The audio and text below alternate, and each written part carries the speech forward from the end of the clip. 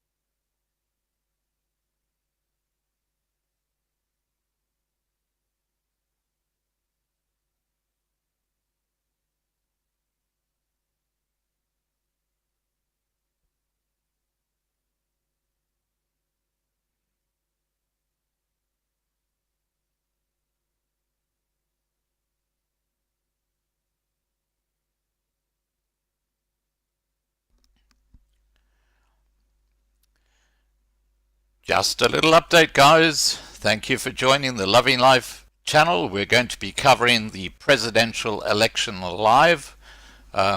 We will be going live with video before the actual debate starts and giving you a comparison between Biden and Trump.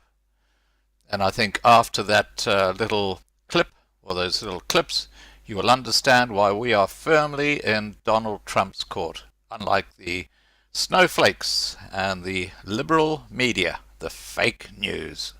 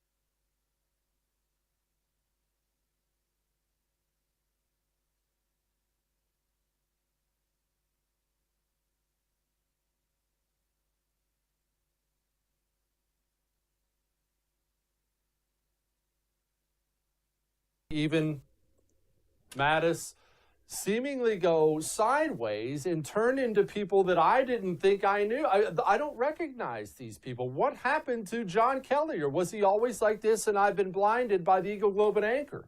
Well, let me say this. You know, my brother served 23 years as an active duty Marine, retired from the Marine Corps, and I have the utmost respect for him. I had the opportunity to pin him when he became a second lieutenant. And so it was a real honor for me as a younger brother to be able to do that. And I thought John Kelly was a man of duty, honor, integrity. But what I saw was open disobedience from the commander-in-chief. He was given direct orders and just summarily dismissed them. He thought he was the president of the United States. As so many others have done in the world of Donald Trump, they thought he would simply forget that Donald Trump would give them an order or a directive to do something. They would just say, you know what? The old man's crazy today. I don't feel like doing it. Well, let me tell you something. The American people elected Donald Trump to change Washington, D.C., and that's exactly what he's doing. Where's the opposition really coming from, Corey? Is it Donald Trump's foreign policy, which is much more in line with my foreign policy? Because that seems to be a real wedge between him and the intel community, him and the military community. They don't seem to want to let go of that. Is that the main one? Of course it is, because the military-industrial complex makes a lot of money off of wars overseas. And this president's foreign policy has been very clear. Look, let's bring our men and women in uniform home unless there's an absolute reason to have them forward deployed. Now, that's not to say you don't have a QRF somewhere, a quick reactionary force somewhere. That's not to say we don't strategically have our men and women deployed in places. But let's get rid of the never-ending wars. You know, we've been at war in some places for 20 years. Kids who are out there fighting for us right now weren't even born when we started. And what are we fighting for? Look, I am absolutely pro-military, and I think that when our military gets forward deployed, they should have every resource available to them to make sure that we can succeed. But nobody that I can think of, and the president included, thinks that we should continue on foreign soil for 20, 30, 40 years at a time, unless there's a strategic reason. The military-industrial complex wants to keep people out there. Corey, I've been trying to prep people for what I think is coming in Afghanistan, and you are more than welcome to yell at me and tell me if I'm wrong about any of it. I think the president wants us out of there. I think he's making several moves to get us out of there, but I've been trying to let people know getting us out of there, part of that is going to involve talking to people who are absolute scumbags. That's why they call it peace. You only make peace with your enemies, as the saying goes. How is Donald Trump going to go about presenting that message to the American public of, yeah, I don't love sitting down with the Taliban either, but we're doing it. Well, look at his record of Middle East peace. I know it's a different thing, but it was the first Middle East peace deal completed in 26 years. Between known adversaries, countries that have just hated each other since the inception of time, if you will. And when you put Israel and others at the same table and Donald Trump brokers that deal, that shows as a great deal maker what he can get done. The truth is, Afghanistan has had wars going on there for literally thousands of years. Everybody's tried to conquer it. It's not our job to be forward deployed there forever. Let these people govern themselves. Show them the opportunity to do that. But what we've seen, and you know this, is blue on green violence. We've seen that they don't want us there anymore. And the truth is, one American life lost there is one too many. Corey, Joe Biden. Now, obviously, I disagree with Joe Biden's stances on pretty much everything because I'm as partisan right hack as you can possibly get. I don't pretend otherwise. He physically and mentally cannot do this job, though. And don't you think, more than anything else, whether people love Trump, hate Trump, I get it. Don't you think that's going to matter to the American people? I think we're going to see it tonight during the debate. Don't you think that's going to matter? The guy cannot do the job. It's a hard job. Look, 1,000%. Look at Donald Trump's stamina. Look at his schedule. He wears out people that are 30, 40, 50 years younger than him. He's doing 5 events a day. He's not resting for a week to then go do a debate. Joe Biden in tonight's debate asked for 2 bathroom breaks in a 90-minute debate, his first televised debate, and he asked for 2 bathroom breaks, and we said absolutely not. You want to be the leader of the free world? You want to have the keys to the most powerful military the world has ever seen? Go stand on a debate stage for 90 minutes and answer questions. Donald Trump last week flew to Miami in the morning, flew to Atlanta in the afternoon, flew back to D.C., did an event there, flew down to Virginia after that, and then flew back all in one day while Joe Biden called a lid on his activities at 8:30 in the morning. I want somebody, even if I don't agree with them, I want someone who's going to go fight for me. And Donald Trump is that fighter. What can be done about the drugs thing? It's the worst kept secret. I opened up my show talking about it. It's the worst kept secret in Washington, D.C., that Joe Biden has a medical team getting him ready for these big public events because he just obviously cannot do it anymore for whatever reason. What's the solution? I mean, the Trump campaign, they've been outstanding about calling for the drug tests. The Biden campaign is refusing it. Do you think calling for it is enough? Is there anything else that can be done? Well, just remember, when the president has to go take his physical, we release all of his statistics, his height, his weight. They say he's obese. We list every piece of medication that he's on and the doses that he's on. And if Joe Biden wants to be the commander-in-chief, then he should have to do the same thing. Look, you and I both agree. Joe Biden doesn't have the mental acuity to be the leader of the free world, the president of the United States of America, and we should know what medication he is on. It is the right of the American people to do it. Look, they have made an argument so many times that Donald Trump is obese and he's overweight by 2 pounds. Look at the way this guy outworks everybody. He has been forward-facing on any prescription medications he's taking. What does Joe Biden have to hide? If there's nothing there, then let's have a physical done and let the American people decide. Kamala Harris.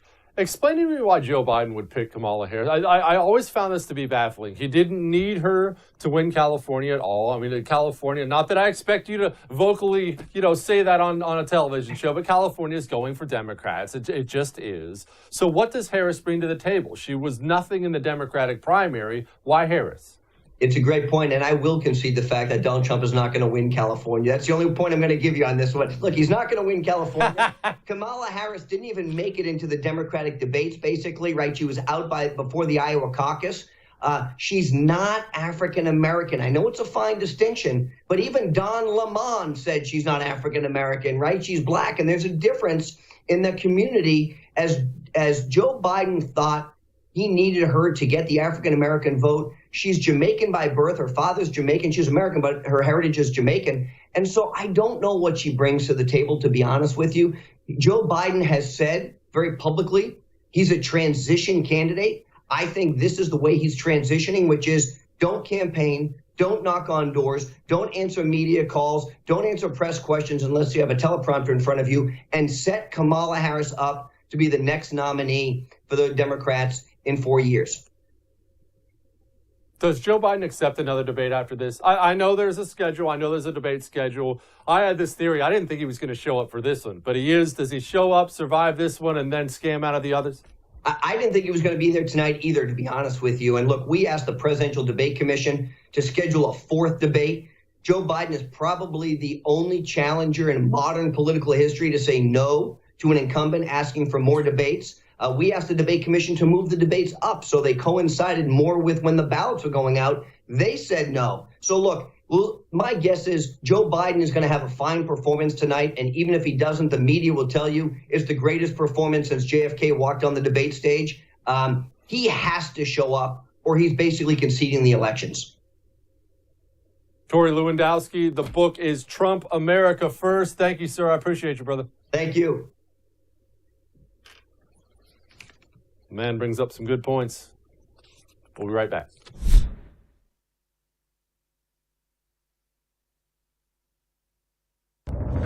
The first presidential debate, tonight at 9 p.m. Eastern, right here on The First.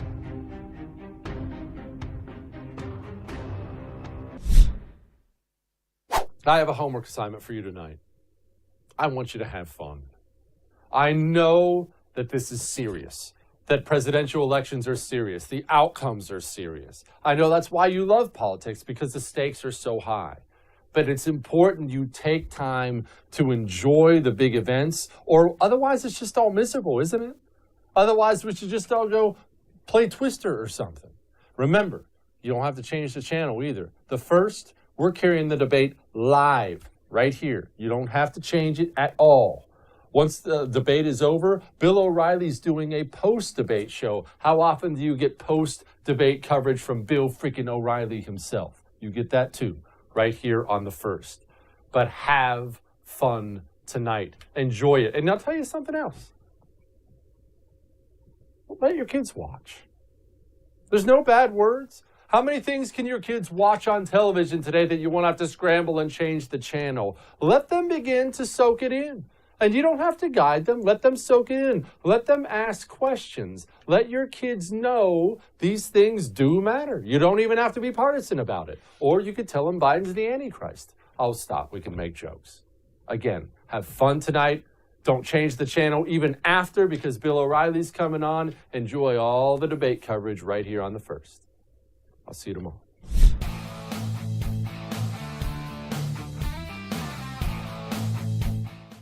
Hey, Bill O'Reilly here, reminding you to watch the No Spin News right here on The First TV every night, 8 p.m. Eastern. Now more than ever, you deserve the truth. Real news, real facts.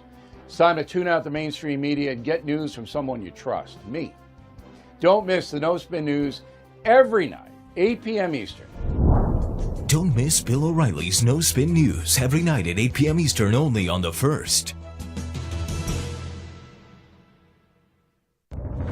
The first presidential debate, tonight at 9 p.m. Eastern, right here on The First. There's a new email that prepares you every day to be smart, stay informed, and always be on the alert for liberal media spin.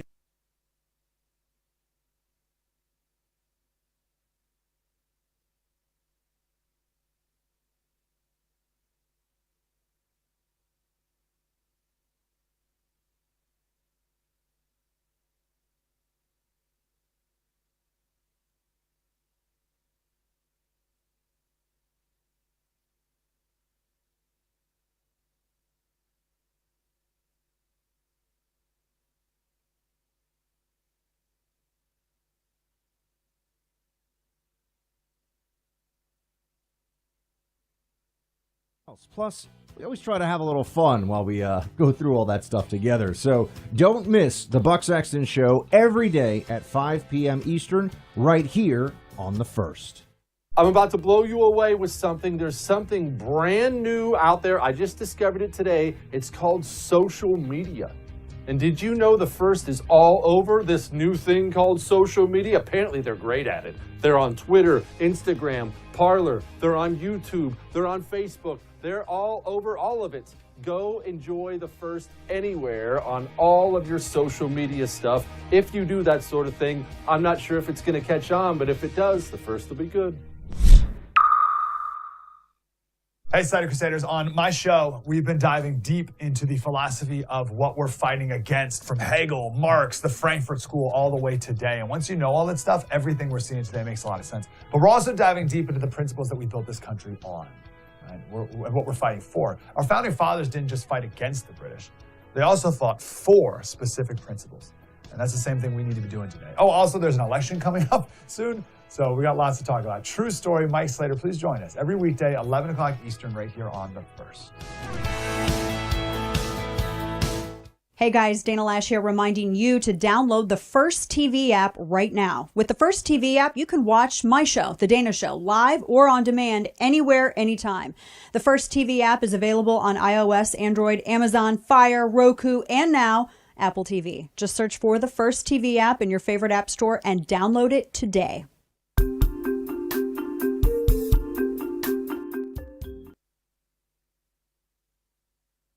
Your country's history? I am. So get the true story.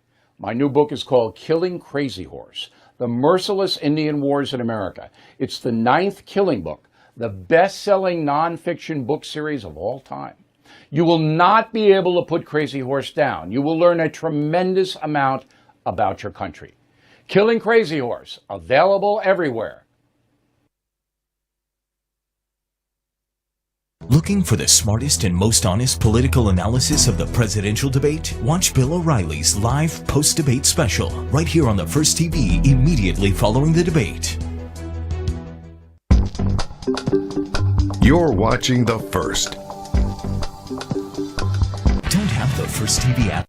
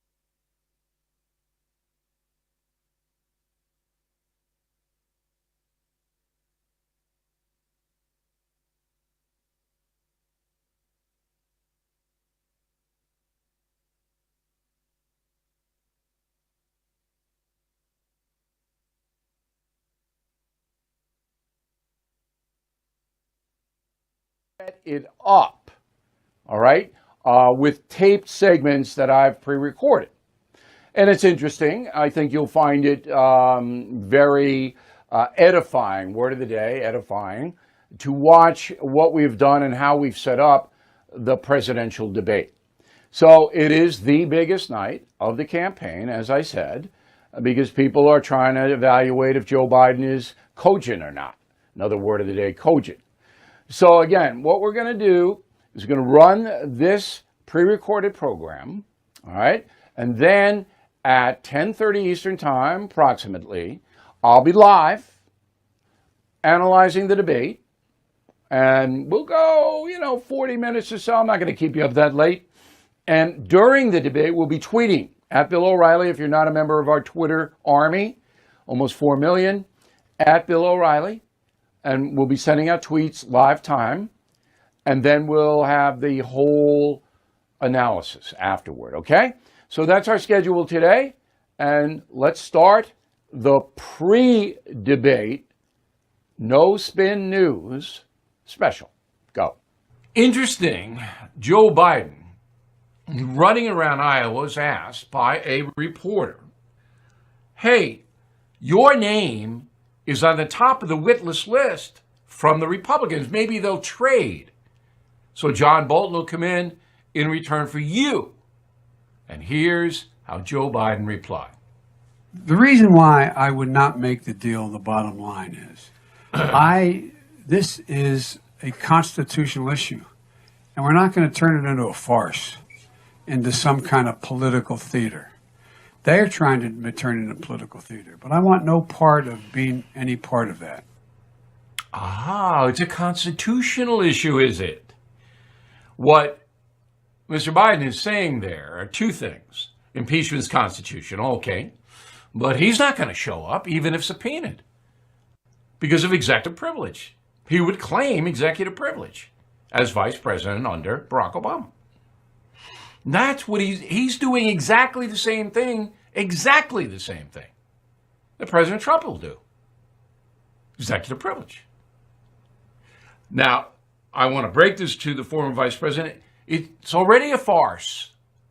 But to have him stand there and say they want to turn it into political theater, like the Republicans want, I mean, are you that dense? And the answer is yes, he is. Yeah, absolutely. Joe Biden is so divorced from reality, I can't even tell you. He's in Star Trek land. Just for those of you thinking about voting for him. He is not here on planet Earth. So yesterday, not yesterday, 2 days ago, Joe Biden was campaigning in South Carolina. He said he was running for the U.S. Senate. A lot of right-wing commentators and Republicans, conservatives got on him. Anybody can make that mistake.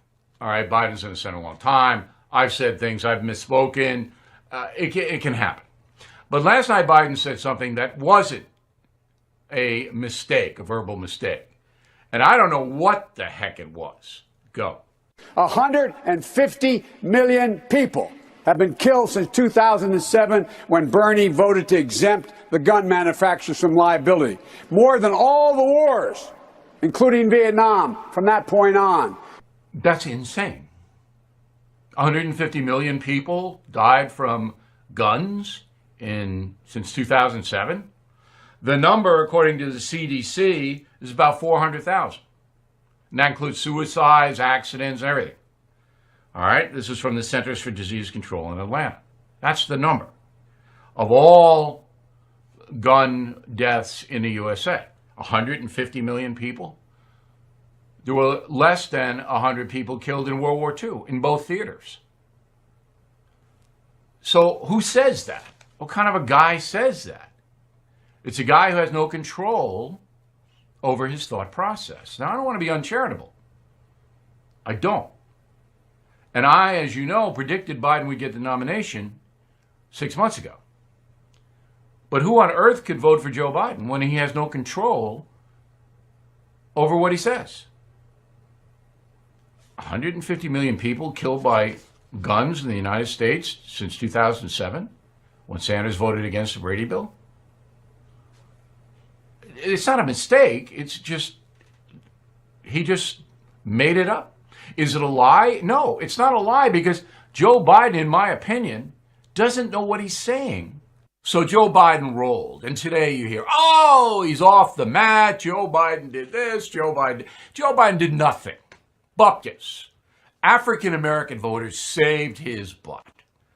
They did it in South Carolina. It translated into North Carolina, Alabama, and Virginia. And away he went. All right? He didn't do anything.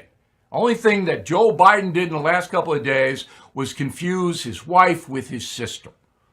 That's all he did. And then he said Super Thursday, but caught himself. Okay, fine. So Biden basically is the recipient of generosity from Democrat minority voters because they basically felt that Bernie Sanders doesn't really look out for them. That's the calculation. Now, Hispanics, they think Bernie is looking out for them. Very interesting, but not African Americans. All right, so here's what Biden says after it is apparent that he is the Super Tuesday winner. Go. Just a few days ago, the press and the pundits had declared the campaign dead. And then came South Carolina, and they had something to say about it. And we're told, well, when you got to Super Tuesday, it'd be over. Well, it may be over for the other guy. Okay.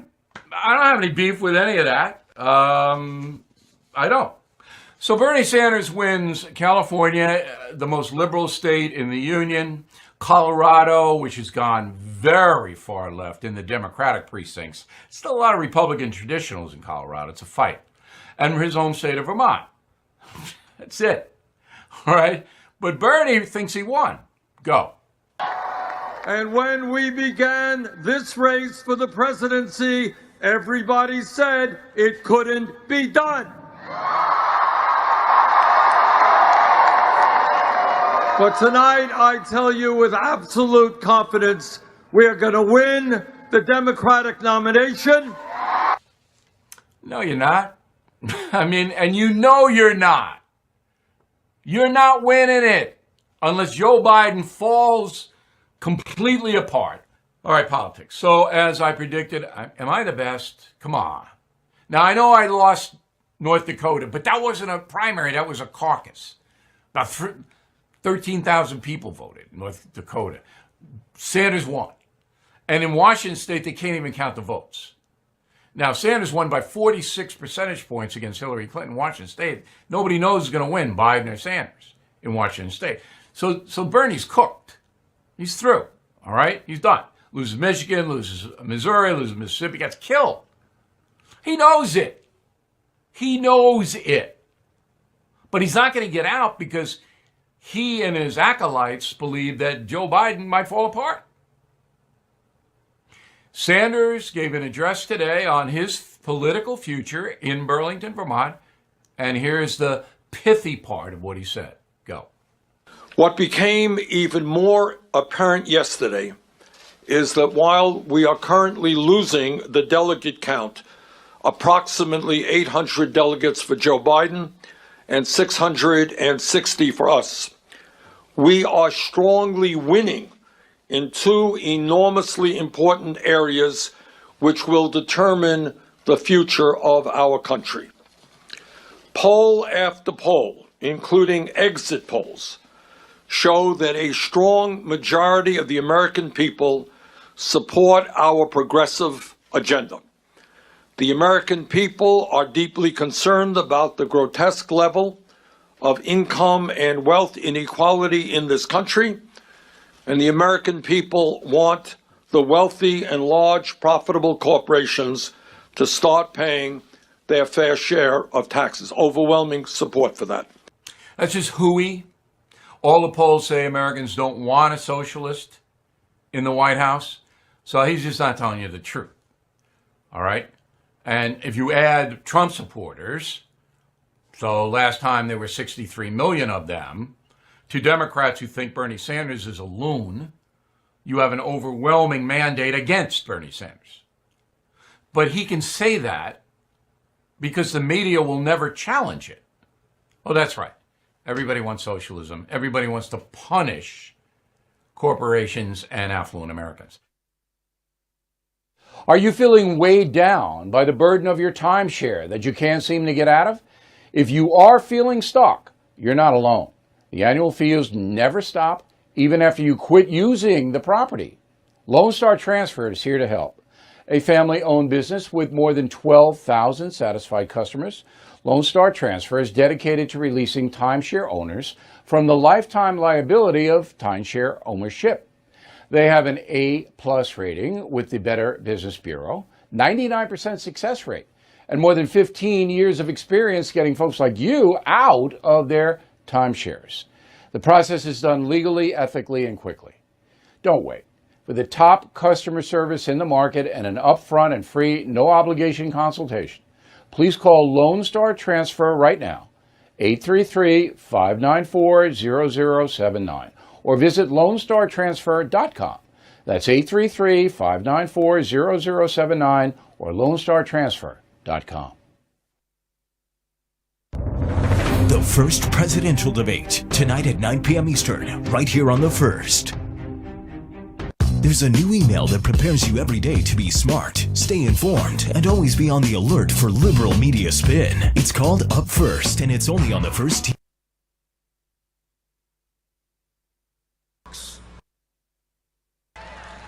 Biggest difference. I don't know what's going on with them. But we have some great ones too on Fox. We surged rapid testing kits to every nursing home in America. You know, we learned a lot.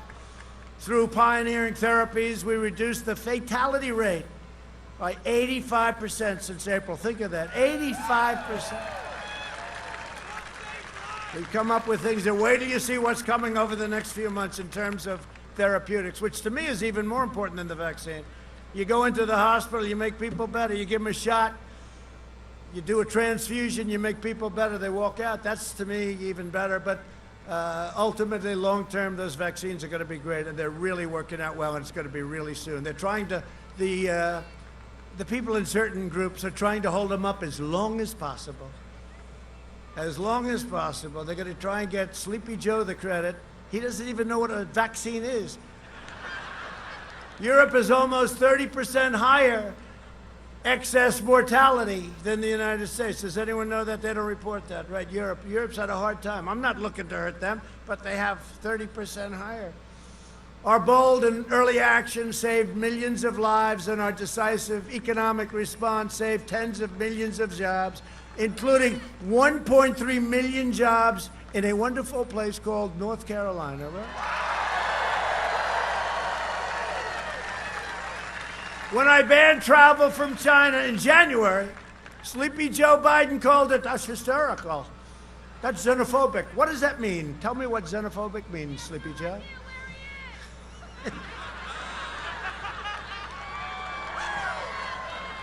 Who said that? I mean, you're my friend. Who said it? Boy, what a voice. Have you ever tried opera? What a voice that everybody has. That's true. I wouldn't say it. She said, he has no idea where he is, but I would never say it. I won't say it. I refuse to say it. No, but don't underestimate him. Look, he's been doing this for 47 years. And I got a debate coming up with this guy. No, it's true. You never know. You never know. They give him a big fat shot in the ass, and he comes out. And for 2 hours, he's better than ever before. You know? The problem is, what happens after that? Nah, we're going to ask for a drug test. We are. I'd like to have a drug test. Both of us. I'll take it. He'll take it. Because I watched him in the debates with, you know, with all those people, those Democrats. The one who treated him worse was Kamala. She was the one, actually, also, she was the one that treated, you know that, she was the one that treated him so badly, and she treated Kavanaugh very badly, too. Nobody was ever ruder, nobody ever suffered like Justice Kavanaugh suffered in the hands and the mouths of those horrible people. The way he was tortured was disgrace, and they had nothing. Those women, that was all made up. Most of them have already admitted. It was all made up lies, false accusations, and they made him suffer. And the leader of the pack, I would say, was Kamala was the worst, and Pocahontas was a close second. How's Pocahontas doing since she destroyed Bloomberg? How about Bloomberg? Did he get killed? Now he's trying to come back. He's trying to buy his way back into the Democrat Party. I'm going to put up $100 million in Florida. We're going to go. We're going to go. He wants to be back so badly. Did any man, here's a guy, he spent like $2 billion. It's almost $2 billion now, they're finding out. He had some of the dumbest advisors, people I know, some of the dumbest people. You know, if he would have just kept spending a couple of $100 million a week on ads, he could have won. He could have won. Unfortunately, he said, no, I want a debate. He went and sued to get into the debates. That was not a good lawsuit. They settled by saying, we'll let you in the debate. The first question, he was destroyed. You would think that the way the Democrats treated him, he would really come to me and say, I want you. But his hatred and jealousy, you know, he wanted to be president, but he doesn't have the capability of being president. But he's going down now to Florida. He's going to spend $100 million. how good, I have to say this, I'm not a fan of Elizabeth Warren. I gave her the name Pocahontas. I thought that was the end. Remember I used to say about her? She has, oh, well, you know it. You know. I would just look. I said, this is not an Indian. She said, I'm an Indian. Do you remember when I said, I have more Indian blood than me? I have more in me than she has, and I have none. Unfortunately, I'd like to have some. I would like to have some. I think it could help. It might make me better. But I have none, and I said, I have more than she does. And then she went out and she choked. Remember that? And she went out and she took a test. And it found out that about 700 years ago, there was a possible event. 1024th, right? Wasn't that it? Good memory, very good memory. Trump has a good memory. Good memory. Not for that, but for a lot of it. Now, 1024th, which meant, many, many, many centuries ago. There could have been a hookup somewhere along the line. But she choked. We forced her into a choke. She went down like a rock, and then she started coming up, up, up, up, up. Then she totally destroyed Mike Bloomberg. We call him Mini Mike, remember? Mini Mike, he wants that platform. I want a platform, damn it. I don't mind. Oh, boy, he was pathetic. But now he's going to try and buy his way back into the Democrat Party. Who was the other guy, the other rich guy? He just kept spending money. What was his name? You remember that guy? Great environmentalist. Except he made his money with coal, which is okay. I think coal is good. Clean coal. I like clean coal. If we had listened to Joe Biden, hundreds of thousands more Americans would have died. You know that. He was way behind. This was months later. And then I watched him last night reading something saying that I closed it up 1 week late, right? 1 week. 2 months later, he was talking about the fact that I shouldn't be doing that to China. I shouldn't be banning China because I was xenophobic. And it's just unbelievable. And now they will say anything. It's called disinformation. They will make up a lie, they will make up a story, and they go with it. It makes no difference whether or not it's true. And they'll take ads. It's the worst group of people. He's surrounded by bad people, dishonest people, but they're very smart. He's not smart. They keep him from talking. It's actually, if he wins, it's the single most brilliant campaign in the history of the world. Because they took a man who's got nothing. He didn't have it, but he's got nothing. And I will give them credit, the single greatest campaign in history if he wins. But you know what? If he wins, North Carolina is screwed. And so is every place else. And you can forget your tobacco industry. You can forget your farmers. I gave the farmers $28 billion. Thank you very much, President Xi. $28 billion. Because you were targeted, right? You were targeted by China. And I said, how much were the farmers? Iowa, Nebraska, all of them. You were targeted. I said, how much? Sonny Perdue. I said, how much, Secretary? 12 billion and 16 billion. You were targeted. I took it out of the tariffs. We never took 10 cents in from China. Now we're getting billions and billions and billions of dollars. And I took just a small part of it, $28 billion. That's a lot of money, but it was a small part of what we've gotten. They can't believe it. So who do you think China would like to see win? Sleepy Joe that never took anything, or Trump? He's charging him so much. We're driving him a little crazy. They don't like Trump too much. But now Biden is recklessly campaigning against this vaccine. It's really reckless, and all it is for political reasons. It's political reasons. Biden, his whole deal is catastrophic shutdown. He wants, we're getting better. We're really coming along, and he's talking about shutting down. We're not doing any shutdowns. We don't need shutdowns. Maybe a little area, if it starts to spike, we understand we have to take care of our senior citizens. This guy he said, well, I'll do whatever my medical people want. I believe in science. He doesn't know what science is. I believe in science. No, we're not doing any shutdowns. We're rounding the turn. Without the vaccine, we're rounding the turn. With the vaccine, it'll just speed it up. That's another one will be controversial. They'll say, he's saying that it's happened. Yeah, without the vaccine, it's going along. With the vaccine, even better. It'll be faster. Biden's own chief of staff said when they managed the H1N1 that he calls the N1H1, right? He goes, the N1H1, and that's an easy one because H comes before N. But he always gets it wrong. It's like 7 times. It's great to be with the great people of Iowa. They'll say, sir, you're in Idaho. Oh. I've never made that mistake so far. But I always say, if you do, just leave the stage because you can never recover. You can speak as well as, I mentioned Winston Churchill. You know, he was a great speaker. He was a stutterer, and he became one of the greatest speakers ever. You can be Winston Churchill. If you make that mistake, just leave the stage. You can't recover. But he's made it oftentimes, right? New Hampshire, and it was Vermont. The worst, I think, was, I think there was one, he was in Ohio, and he said he was in Florida, right? But he couldn't find any palm trees. We just got a poll from Ohio, through the roof. Great state of Ohio. Good governor, great state of Ohio. But when they managed the H1N1 swine flu, this was from his top person that ran it, quote, we did every possible thing wrong. 60 million Americans got H1N1 in that period of time, and it was just a total disaster. He basically said we didn't know what the hell we were doing. And this is the guy that's going to tell us what to do with something that's much more lethal, much more lethal. This is much more lethal than the swine flu. If H1N1 had the same fatality rate as the China virus, over 2 million people would have already perished.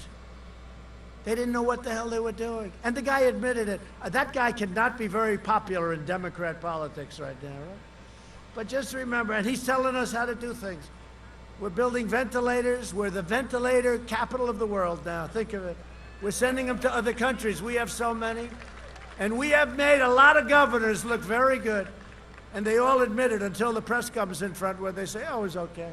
But we took care of them. We took care of governors. We took care of the states. On November 3rd, North Carolina will decide whether we will quickly return to record prosperity or whether we allow Joe Biden to impose a $4 trillion tax hike. Ban American energy. Confiscate your guns. These are all things he said. Shut down our economy.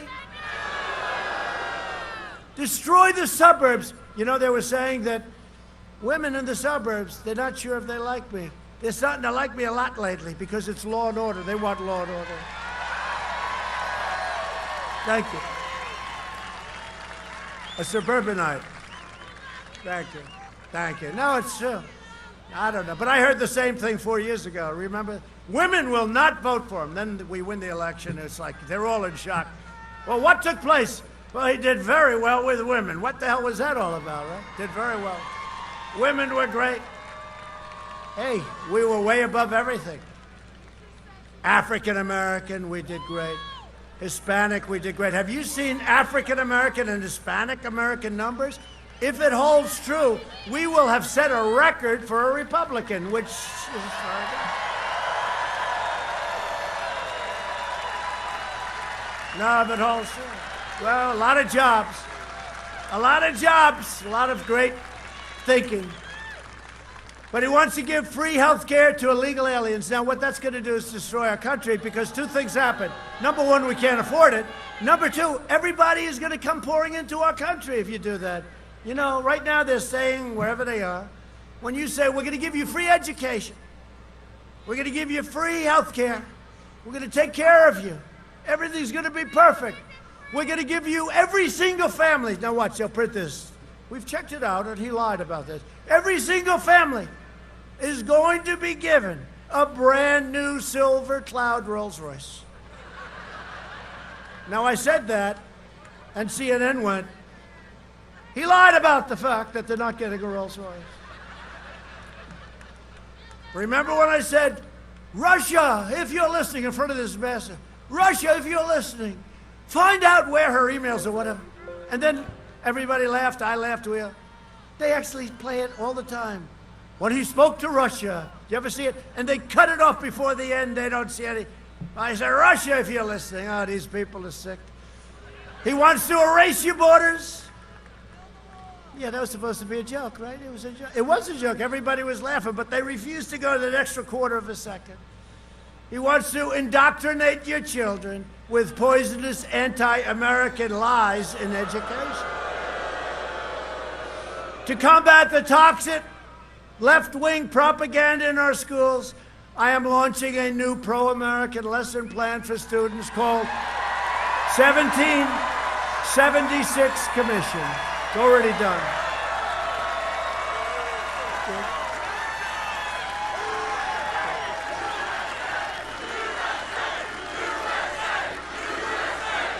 That's good. Yeah. It's true, your kids come home and they tell you things.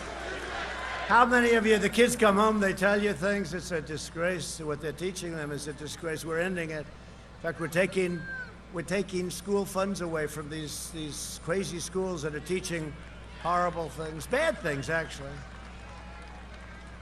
We will teach our children the truth about America, that we are the most exceptional nation on the face of the earth, and we are getting better every single day. And no party can lead America that will not teach our children to love America. No party can do that. The Sleepy Campaign has joined forces with those trying to tear down America and our way of life. We have a great way of life and getting better all the time. Look at what we've done. Biden's running mate urged supporters to help bail rioters out of jail, including one who attempted murder. That's right. One who attempted to murder a police officer and a man accused of sexually assaulting an 8-year-old girl. 13 members of Biden's staff donated to the same fund. Look, that's where they're coming from. Just, you know, he's trying to go a little bit more right, like the fracking. Oh, well, of course we're going to have, for 6 months he's saying there'll be no fracking, which I don't think the people in Pennsylvania are thrilled with, considering that your taxes could quadruple. I tell it all the time, Texas, right? Texas, they like oil. They like guns, right, in Texas, right? And they like God. So he comes out with a platform. No oil. We don't want oil. This is during the Democrat deal. There'll be no oil. There'll be no God. There'll be no guns. This is not a good campaign. And then the fake news says, Donald Trump is tied in Texas. I'm tied. Last time I was tied in Texas until the day of the vote. Then they announced the second they called, the polls in Texas have closed. Donald Trump has won the state of Texas. Think of it. Think of it. He's against oil. He's against guns. They're going to confiscate your guns. Second Amendment's going to be destroyed. I am holding up your Second Amendment. If it's not me, look what I've done. You think it's been easy? They want to get rid of the Second Amendment. They're going to get rid of the guns, right? And religion. So look what they're doing to religion. These states, everything's closed except you're allowed to protest. That's why I say everything we do is a protest. Look at all those people back there. Look at that. Look at, they just formed. Wow. Turn the cameras around, please. They never do it. Turn the cameras around, please. Wow. Thank you. That's a lot of people. We're proud of you. That's a lot of people. You ever notice they never do it, though? I say, turn the camera. You know, right from the beginning, they never did. They don't want to give us credit for these big crowds. Because, you know what? When you see crowds like this, or in Wisconsin that I had a few nights ago, or last night was so incredible. What we had last night was just incredible. Minnesota. We're going to win it. 1972, we're going to win it. 1972 it has it. That's a long time ago. Remember, I think Reagan won every state except for Minnesota. We're going to win Minnesota. What we've done for them, we've opened up their livelihood again. Maine, how about Maine? I opened up 5,000 square miles of ocean. Obama closed it. They said, why? He had no idea. Right off their shore. No fishing, no nothing. They called it a monument, right? Right off their shore. Maine. I mean, if I don't win Maine, you know, Maine traditionally is not really very Republican, but I won Maine too last time, actually.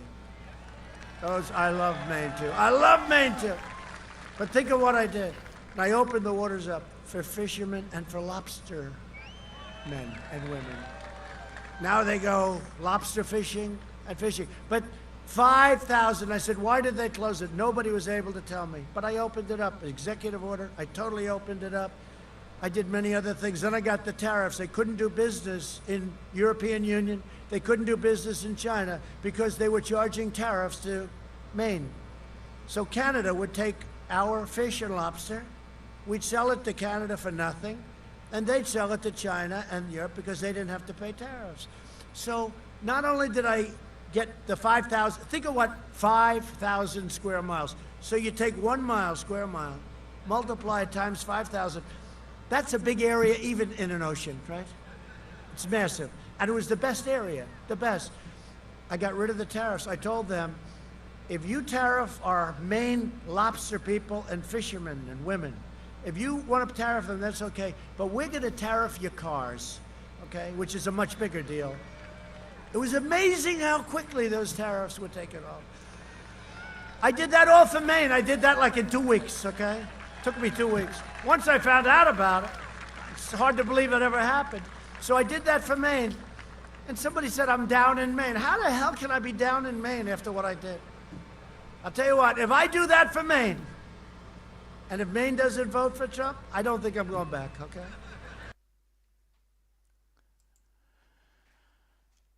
Goeiedag! That's Afrikaans for good day for all my other viewers from around the world. And Afrikaans is obviously the white South African main language, or one of them, with English. But what I want to show you now is why this channel supports Donald Trump. And let me show you first a video clip of none other than what I call Creepy Biden. And you'll understand why when I play this video. Okay, let's get going. Come and meet Creepy Joe Biden. Hugs where you just throw up your arms and go for it. And then there are hugs that keep going and going and going. Joe Biden wouldn't let Hillary go as they met on the tarmac at Scranton Airport. About 4 seconds into the hug, they semi-disengage. This Nothing is to see CNN. here, right? Wrong, because the vice president wouldn't unhand Hillary for almost 16 seconds. Notice how many times she tries to tap out. She lets it go, he does not. She tap out. Nope, she's just, no, he's still holding on. Okay, second tap out. For God's sake, Joe, you gotta let go. This latest awkward hug would not have been microanalyzed if it hadn't been for all the other overly handy Biden moments. Critics collect them. Times when he gently rearranges a young girl's hair and whispers in her ear, then rearranges some more. There's nothing pervy here. The VP knows he's on camera at these swearing-in ceremonies, and the parents are right there as he leans in for a kiss. The VP is known as a close talker. He even does it to the president. Perhaps his most famous hands-on moment came when he put his hands on the wife of Defense Secretary Ash Carter. I've got a lot of thanks to give out. Conservatives panned it. This is the creepiest thing. And so did some liberals. No, that ain't right, man. That ain't right. Why are you appeared to smell her hair? At least the VP didn't get that close to Hillary. Now, Hillary and President Obama have come a long way in their history of hugging. From this paltry excuse for a hug 8 years ago after he defeated her, to this. A hug so close that Hillary closed her eyes. They even gazed into each other's eyes. This was a hug so novel for these two, it looked like the cover of a romance novel. Jeannie Mo, CNN, New York. Okay, I think you get the message. The Dems are all about hugging. And the master of them all is Creepy Joe Biden. Especially when it comes to kids. I wouldn't let him near my grandkids with a bloomin' barge pole. Yeah, I'm an old fart. My kids are in their 30s, you know what I'm talking about. Oh, it's so sad. But here is the man. Here is Donald Trump. And what are we talking about here? We're talking about something that not many people know. Can I take you to... And I'm going to let you into a little secret. He's just got his third Nobel Peace Prize nomination. And you'll hear it directly from a professor in Australia who is part of a cartel of professors who nominated Donald Trump as the winner of the Nobel Peace Prize. This is the third nomination he's received. Let's remember Obama, after just about 100 days, was given the Nobel Peace Prize, and nobody knows why, except that he was a libtard, a Democrat. All right, let's have a look at this clip where they talk about Trump getting his third nomination for the Nobel Peace Prize. Here we go. And this is hot off the press. Can I take you to Donald Trump, given that many people would not be aware that law professors can nominate someone for the Nobel Peace Prize? Are you and other distinguished professors, Zimmerman, Mowens and James Allen, writing to nominate Donald Trump for what he's done in the quest for world peace? Yes, we have. It is the third nomination of Donald Trump for the Nobel Peace Prize, and it is based on the Trump doctrine. The Trump doctrine is something extraordinary, as so many things that Donald Trump does. He is guided by two things which seem to be absent from so many politicians. He has firstly common sense, and he is only guided by a national interest and therefore, in our circumstances, an interest in the Western alliance. And what he has done with the Trump doctrine is that he has decided that he would no longer have America involved in endless wars which achieve nothing but the killing of thousands of young Americans and enormous debts imposed on America, and nothing solved in the countries in which it is carried on. So he's reducing America's tendency to get involved in any and every war. And then, of course, the peace deal. Yeah, the peace deal between Israel and the United Arab Emirates, 9 other Middle Eastern countries. I mean, if any other president did this, the whole world would be barking Nobel Prize. Exactly. And what he has done is he decided to negotiate that on the basis of going against expert advice. Everybody told him, oh, no, you must first get the approval of the Palestinians. Now, the Palestinians are led by a dictatorship. They're dominated by a dictatorship. They'll never agree to anything. When Yasser Arafat was given almost the world by Bill Clinton, he's found some reason not to accept it. They don't want peace, not the leadership. The people certainly want peace, of course they do. But what Trump did was he went ahead and negotiated against all advice, but he did it with common sense. He negotiated directly with the Arab states concerned and Israel and brought them together, and these states are lining up, Arab and Middle Eastern, to join that network of peace which will dominate the Middle East. He's also been the first American president to work out how to make America energy independent of the Middle East. So he's not dependent anymore. America's not dependent anymore on Middle Eastern oil as all previous administrations were. But he's been able to go ahead with this. He's calmed tensions in relation to Korea. He's withdrawn from the ridiculous agreement that Obama made, which allowed the mullahs to obtain an enormous amount of money from America, including money flowed in cash to Tehran from the United States, which they invested in terrorism and which allowed them to develop nuclear weapons. He's withdrawn completely from that.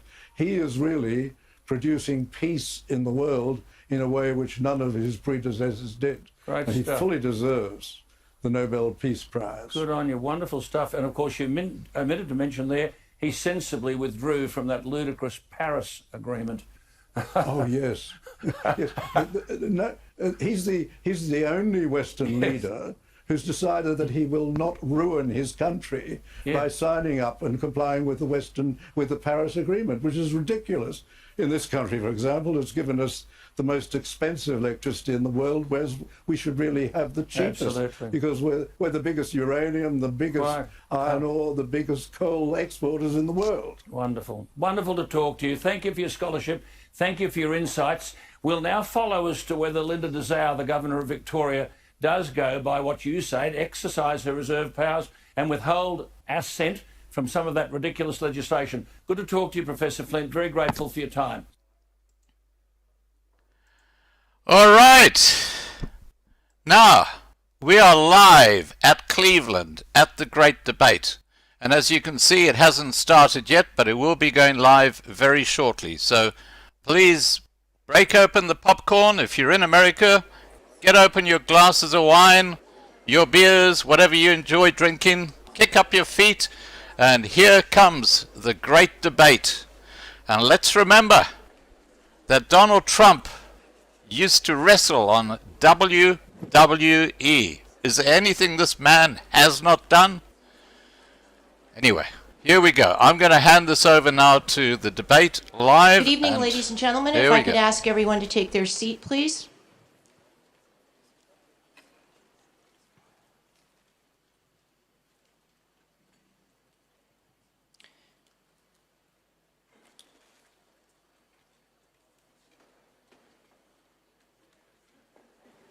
My name is Janet Brown. I'm Executive Director of the Commission on Presidential Debates, and I'd like to welcome you to the first presidential debate of 2020. There are a lot of people who have made extraordinary contributions to making this evening possible. And in a few moments, you will hear from two of our co-chairs to start the appreciation to those who have helped. Our third co-chair, Dot Ridings, is in Louisville, Kentucky tonight.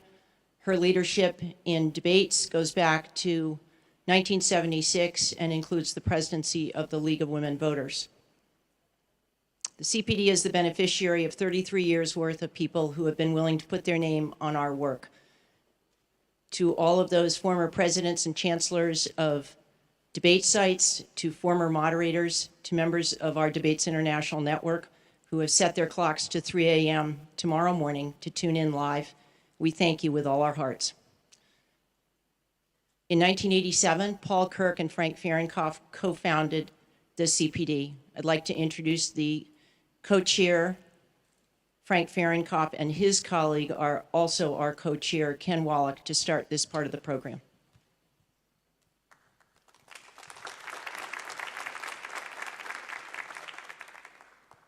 Thank you, Janet, and thank you, ladies and gentlemen, and welcome to the Health Education Campus, Case Western Reserve, and the Cleveland Clinic. And if you have not had the opportunity yet to go around and see this fantastic facility, you really should. It's just a great tribute to everyone who's been involved with it, and it's so important to our nation. To say, as Janet mentioned, that this has been the most challenging time for this commission in its 33 years of existence due to the coronavirus problems.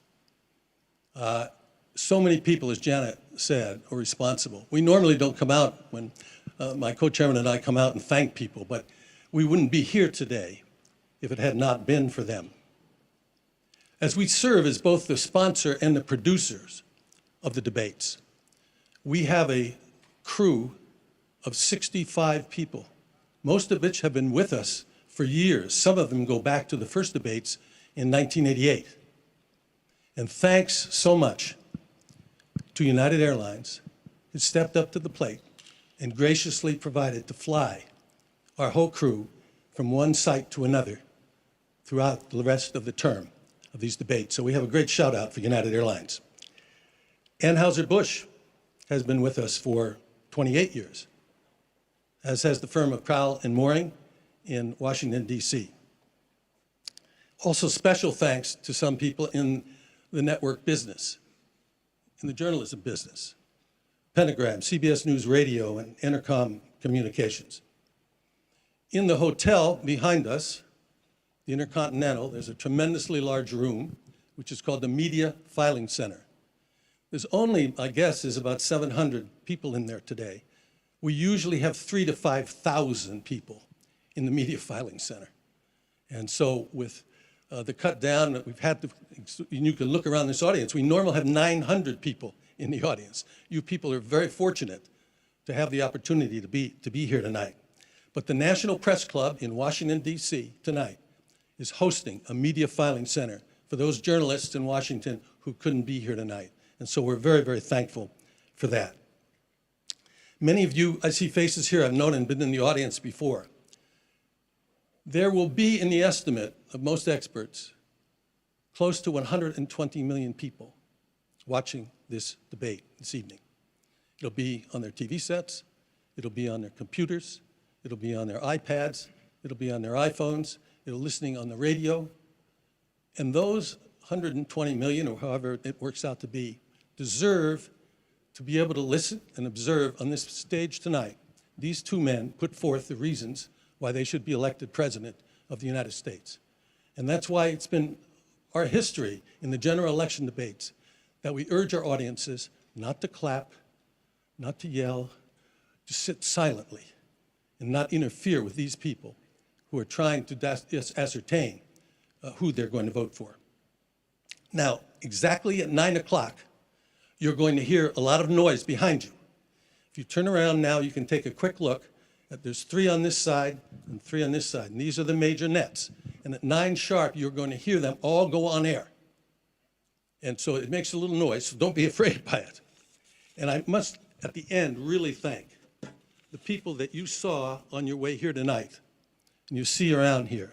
The United States Secret Service, the Federal Bureau of Investigation, Department of Homeland Security, and Clemson's University Media Forensic Hub that is working with us and monitoring the web and social media.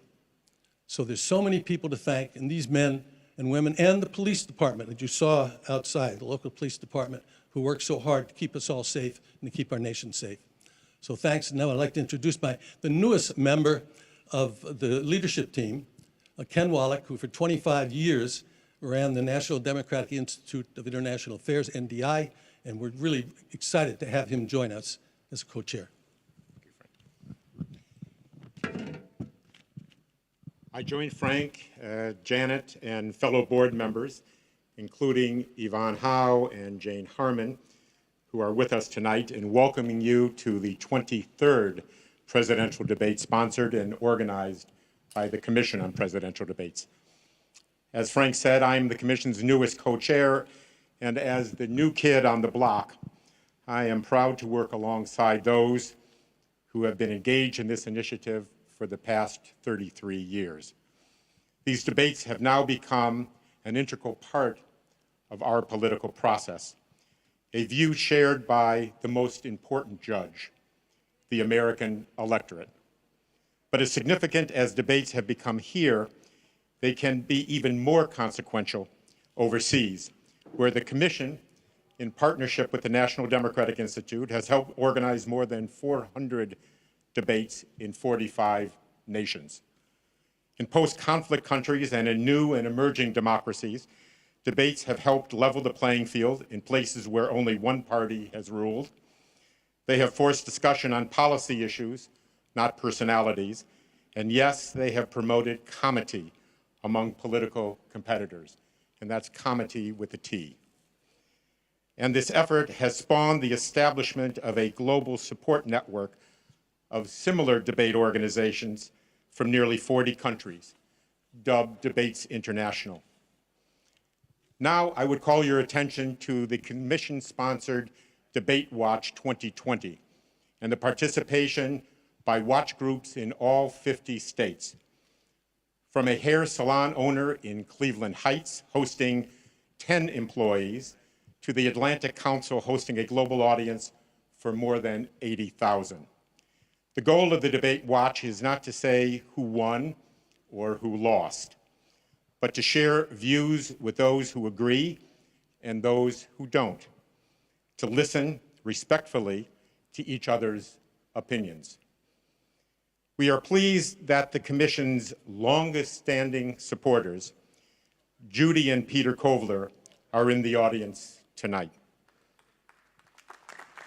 For 32 years, the Judy and Peter Blum Kovler Foundation has given its trust to the nonpartisan mission of the Commission. We are deeply grateful for their belief in our work and their extraordinary contribution to the 2020 debates. It is now my distinct honor to introduce Dr. Tom Mihaljevic, President of the Cleveland Clinic, and Barbara Snyder, President of Case Western Reserve University. Thank you very much.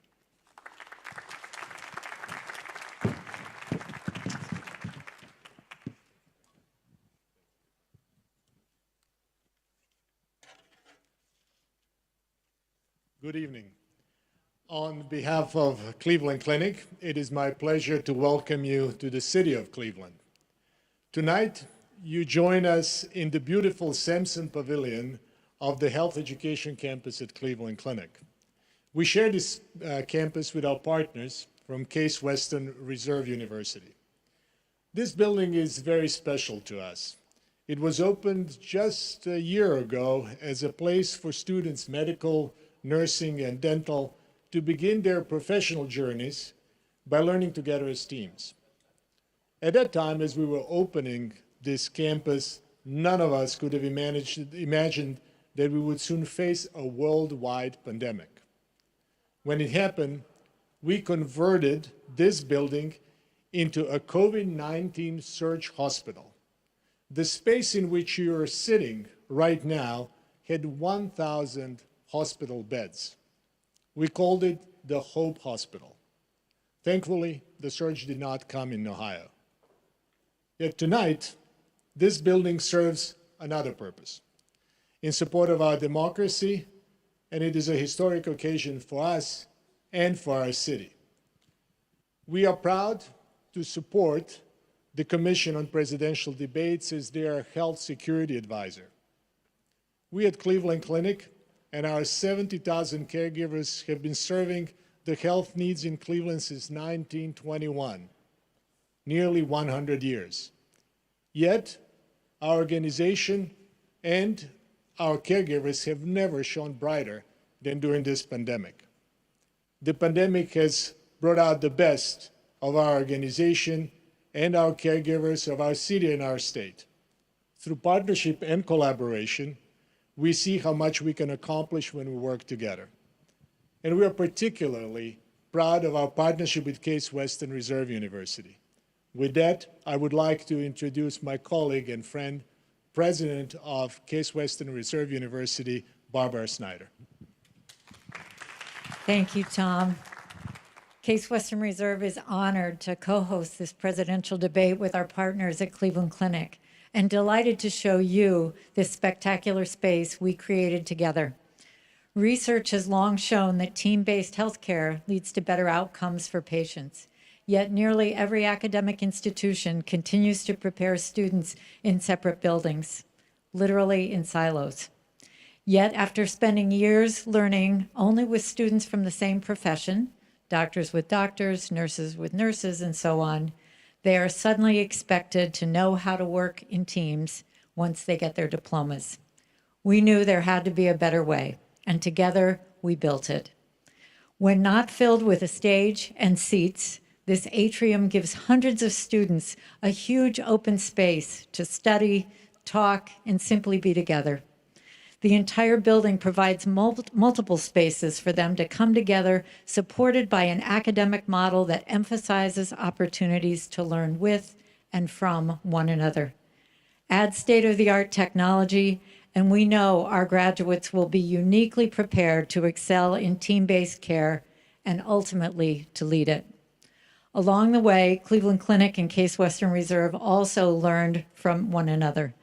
Among the most valuable lessons was that through collaboration, we achieve far more than either of us could achieve alone. Thank you, Tom, for being such a wonderful colleague and friend. Thank you to the Commission for giving both of our organizations the opportunity to be part of this historic event. It is a true privilege to contribute to our nation's democratic process. And thank you all for watching.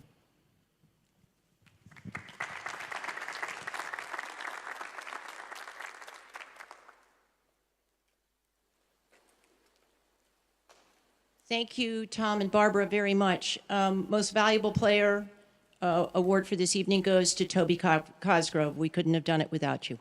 Thank you. One housekeeping bit. for the audience, as soon as this debate is over, if you will please remain seated, you will be shown which way to exit.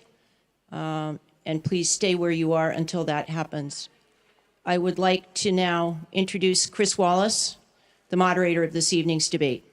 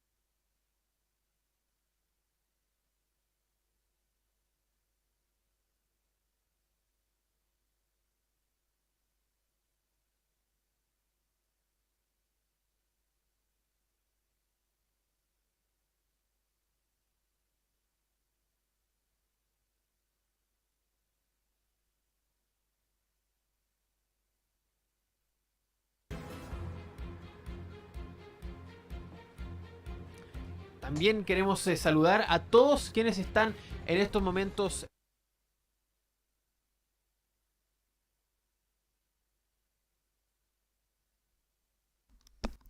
Sorry guys, everybody has the same problem. His mic is definitely turned off. I've gone to another couple of channels and it's just nothing happening. Nobody at home. So let's see what happens. See if they can sort out the...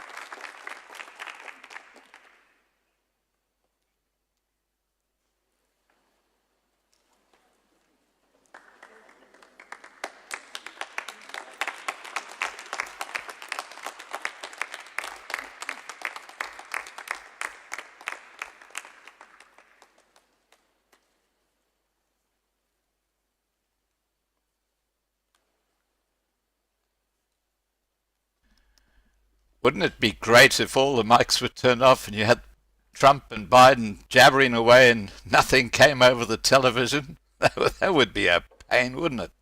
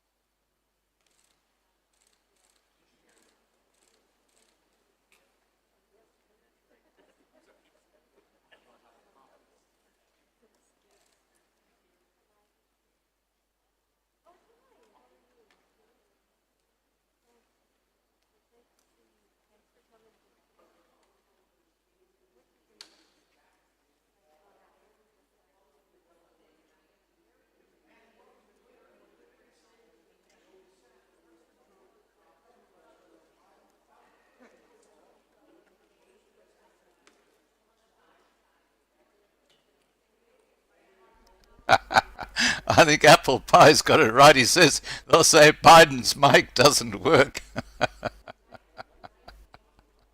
This is a setup, I'm telling you now.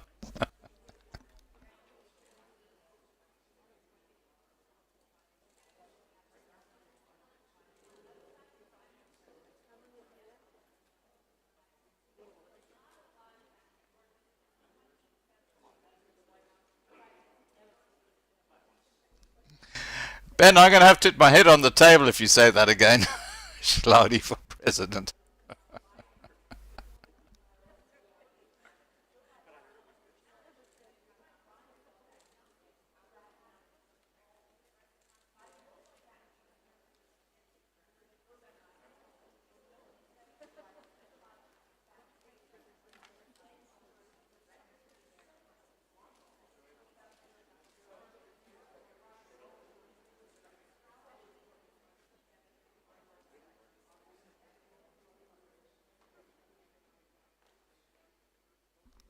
All right, while we're waiting for the sound to come back on, all of those in the side chat who would like to see Trump win, just type 1. And those who'd like to see Biden win, type 2. Let's do a count, shall we? And we'll call that the winner of the presidential election on the Loving Live channel.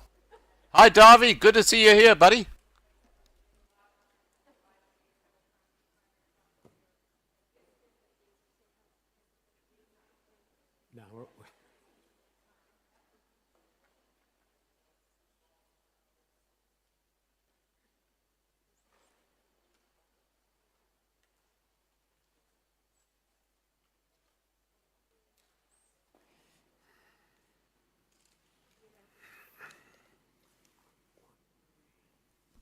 His mic is back. I heard him breathing there.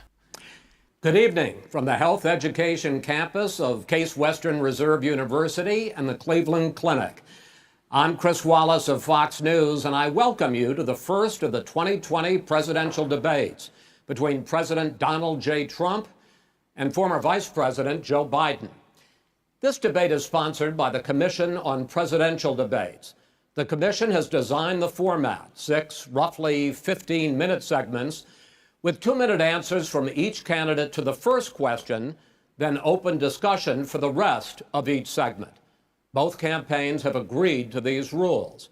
For the record, I decided the topics and the questions in each topic. I can assure you, none of the questions has been shared with the commission or the 2 candidates. Yeah, sure. This debate is being conducted under health and safety protocols designed by the Cleveland Clinic, which is serving as the health security advisor to the commission for all 4 debates. As a precaution, both campaigns have agreed the candidates will not shake hands at the beginning of tonight's debate. The audience here in the hall has promised to remain silent. No cheers, no boos or other interruptions, so we, and more importantly you, can focus on what the candidates have to say. No noise except right now, as we welcome the Republican nominee, President Trump, and the Democratic nominee, Vice President Biden.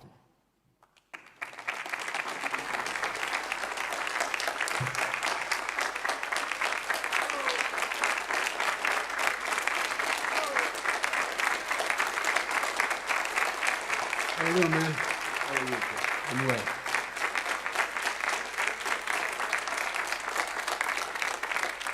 Gentlemen, a lot of people have been waiting for this night, so let's get going. Our first subject is the Supreme Court. President Trump, you nominated Amy Coney Barrett over the weekend to succeed the late Ruth Bader Ginsburg on the court. You say the Constitution is clear about your obligation and the Senate's to consider a nominee to the court.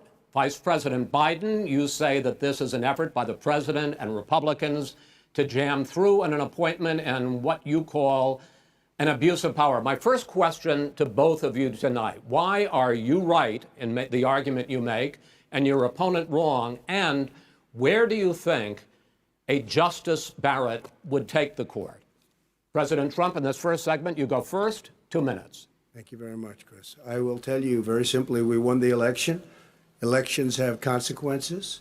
We have the Senate, we have the White House, and we have a phenomenal nominee, respected by all, top academic, good in every way, In fact, some of her biggest endorsers are very liberal people from Notre Dame and other places. So I think she's going to be fantastic. We have plenty of time, even if we did it after the election itself. I have a lot of time after the election, as you know. So I think that she will be outstanding. She's going to be as good as anybody that has served on that court. We really feel that. We have a professor at Notre Dame, highly respected by all, said she's the single greatest student he's ever had. He's been a professor for a long time at a great school. And we won the election, and therefore we have the right to choose her. And very few people knowingly would say otherwise. And by the way, the Democrats, they wouldn't even think about not doing it. If they had, the only difference is they'd try and do it faster. There's no way they would give it up. They had Merrick Garland, but the problem is they didn't have the election, so they were stopped. And probably that would happen in reverse also. Definitely would happen in reverse. So we won the election, and we have the right to do it, Chris. President Trump, thank you. Same question to you, Vice President Biden. You have 2 minutes. Well, first of all, thank you for doing this, and looking forward to this, Mr. President. Thank you, Joe. The American people have a right to have a say in who the Supreme Court nominee is. And that say occurs when they vote for a United States senators and when they vote for the President of the United States. They're not going to get that chance now because we're in the middle of an election already. The election has already started. Tens of thousands of people have already voted. And so the thing that should happen is we should wait. We should wait and see what the outcome of this election is, because that's the only way the American people get to express their view is by who they elect as president and who they elect as vice president. Now, what's at stake here is the president's made it clear he wants to get rid of the Affordable Care Act. He's been running on that, he ran on that, and he's been governing on that. He's in the Supreme Court right now trying to get rid of the Affordable Care Act, which will strip 20 million people from having insurance, health insurance now, if it goes into court. And the justice, and I'm not opposed to the justice, she seems like a very fine person. But she's written before she went on the bench, which is her right, that she thinks that the Affordable Care Act is not constitutional. The other thing that's on the court, and if it's struck down, what happens? Women's rights are fundamentally changed. Once again, a woman could be pay more money because she has a pre-existing condition of pregnancy. They were able to charge a woman more for the same exact procedure a man gets. And that ended when we, in fact, passed the Affordable Care Act. And there's 100 million people who have pre-existing conditions, and they'll be taken away as well. Those pre-existing conditions, the insurance companies are going to love this. And so it's just not appropriate to do this before this election. If he wins the election and the Senate is Democrat or Republican, then he goes forward. If not, we should wait until February. All right. There aren't 100 million people with pre-existing conditions. As far as the say is concerned, the people already had their say. Okay, Justice Ginsburg said very powerfully, very strongly, at some point, 10 years ago or so, she said a president and the Senate is elected for a period of time, but a president's elected for 4 years. We're not elected for 3 years. I'm not elected for 3 years. So we have the Senate, we have a president. He's elected to the next during election. that period of time, we have an opening. I'm not elected for 3 years. I'm elected for 4 years. And the 100 million people, Joe, the 100 million people is totally wrong. I don't know where you got that number. The bigger problem that you have is that you're going to extinguish 180 million people with their private health care that they're very That's happy simply with. not true. Well, you're certainly going to socialist. You're going to socialist medicine. We're now into, gentlemen, we're now into open discussion. Open discussion. Open discussion. Yes, I agree. Go ahead, Vice President. Number one, he knows that what I proposed. What I proposed is that we expand Obamacare and we increase it. We do not wipe any. And one of the big debates we had with 23 of my colleagues trying to win the nomination that I won were saying that Biden wanted to allow people to have private insurance still. They can. They do. They will under my proposal. It's not what you've said, But and it's not what your party has said. That is simply your party a lie. doesn't say it. Your party wants to go socialist medicine. My party is and me. socialist right healthcare. now. I am, and the they're going to Democratic dominate Party. you, Joe. You know that. I am the Democratic Party right now. The platform of the Not according Democratic to Party Harris. is what I Trump has got in him fact, by the balls. Approved of. What I approved of. Now here's the deal.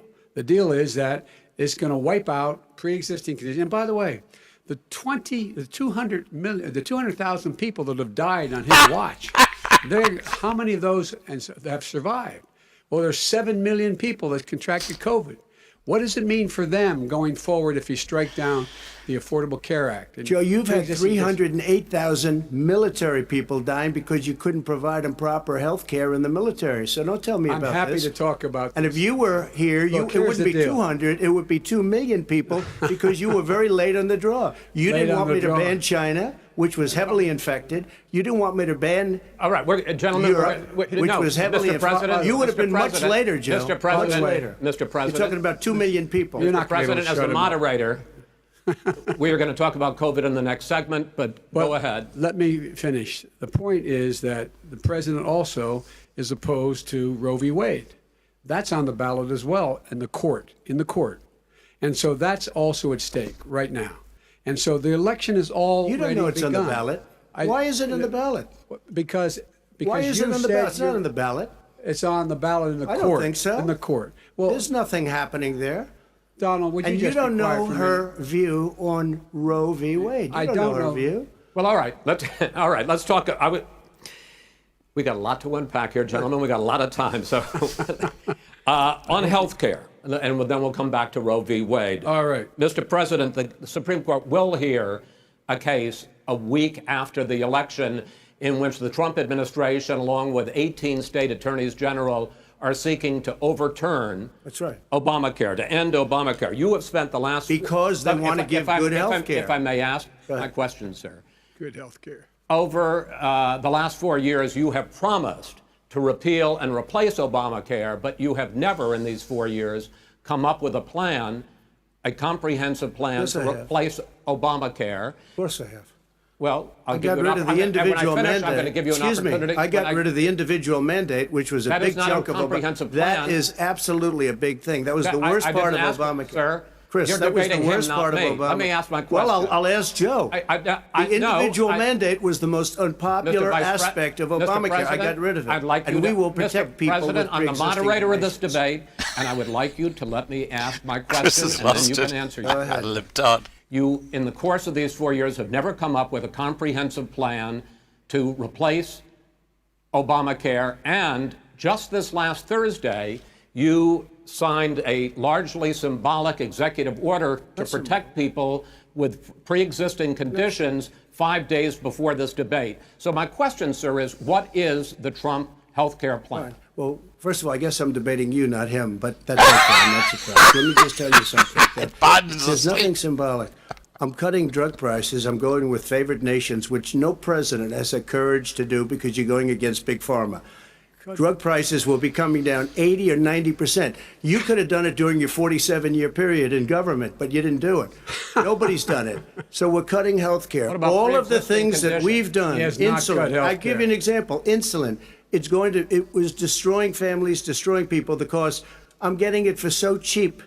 It's like water, you want to know the truth. So cheap. Take a look at all of the drugs what we're doing, prescription drug prices. We're going to allow our governors now to go to other countries to buy drugs because When in they fact- pay just a tiny fraction. As I say, of this what is we do. open discussion. No, Let but me this ask is you about, big. this This is is big stuff. Sir, you'll be happy. I'm about to pick up on one of your points to ask the vice president, which is he points out that you would like to add a public option to Obamacare, and Yeah. the argument that he makes, and Now the he is Republicans prompting make, Biden. is that is going to end private insurance. It is and not. well, if I sorry. can ask you the question, it will Not end what your party pri- says, by the way. It will end private insurance and create a government takeover of health care. It does not. It's only for those people who are so poor they qualify for Medicaid. They can get that free in most states, except governors who want to deny people who are poor Medicaid.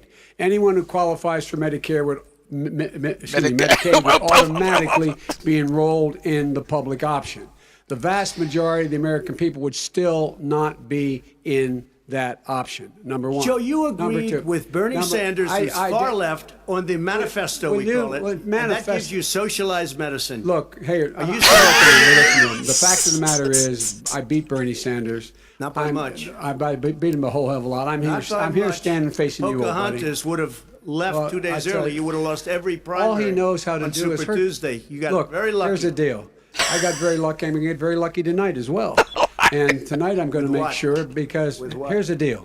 Here's the deal.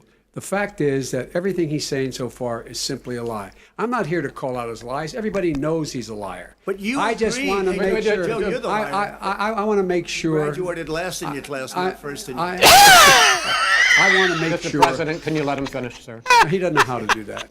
He has, You'd be surprised. you pick You'd be surprised. the Go ahead, wrong Joe. guy, Go, the go, wrong Joe, night at go. the wrong time. Listen, you agreed with Here's the Bernie deal. Sanders to the The manifesto. whole idea. Let- There is no manifesto. Number Please one. let him speak, Mr. Number two. You just lost the left. Number two. You just lost the left. You agreed with Bernie Sanders on a plan. Folks, absolutely folks, agreed do you have to, any and under that idea plan, what you this have clown's socialized doing? medicine. Do you have any do? Socialized medicine. Mr. Well, I President. tell you what, he is not for any help for people needing health care because because he in fact already has cost 10 million people their health care that they had from their employers because of his recession. Number one. Number two, there are 20 million people getting health care through Obamacare now that he wants to take it away.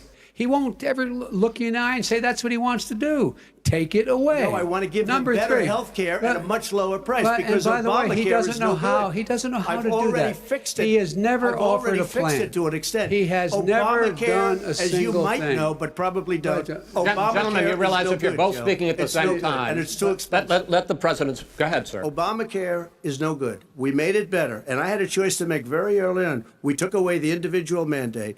We guarantee pre-existing conditions, but took away the individual mandate. Listen, this is the way it is. And that destroyed, that they shouldn't even call it Obamacare. Then I had a choice to make. Do I let my people run it really well or badly? If I run it badly, they'll probably blame him, but they'll blame me. But more importantly, I want to help people, okay? I said, you got to run it so well. That's what he's and I known for. just had a meeting with them. They said, the problem is no matter how well you run Obamacare, it's a disaster. It's too expensive. Premiums are too high, and it doesn't work. So we do want to get rid of it. Chris, we want to get rid of it. I understand it, sir, but I have to give you roughly equal time. Please let the vice president talk. Good. He has no plan for health care. Of course we do. He sends out wishful thinking. He has executive orders that have no power. He hasn't lowered drug costs for anybody. He's been promising a health care plan since he got elected. He has none, like almost everything else he talks about. He does not have a plan. He doesn't have a plan. And the fact is, this man doesn't know what he's talking about. All right, I have one final question for you, Mr. Vice President. If Senate Republicans, we were talking originally about the Supreme Court here, if Senate Republicans go ahead and confirm Justice Barrett, there has been talk about ending the filibuster or even packing the court, adding to the 9 justices there. You call this a distraction by the president, but in fact, it wasn't brought up by the president. It was brought up by some of your Democratic colleagues in the Congress. So my question to you is, you have refused in the past to talk about it. Are you willing to tell the American people tonight whether or not you will support either ending the filibuster or packing the court? Whatever position I take on that, that'll become the issue. The issue is the American people should speak. You should go out and vote. You're in voting now. Vote and let your senators know how strongly you feel. Vote now. Are you going to pack the Make court? sure you, in fact, let people know He doesn't want you're a to answer the senator. question. I'm not going to answer the question Why because wouldn't you answer that because question? the question you want to put a lot of the new question Supreme Court is justices, the radical question, left. Will you shut up, man? Listen, who is on your list, Joe? This Who's is on your so list? Right, gentlemen, I think this we've is ended so this. He's going to pack the court. We have not going to give a list. We have ended this segment. We're going to move on to the second segment. That was really a productive segment, wasn't it? Not for you, Joe. Keep yapping, man. The people understand, Joe. They sure 47 years you've done nothing. They understand. All right.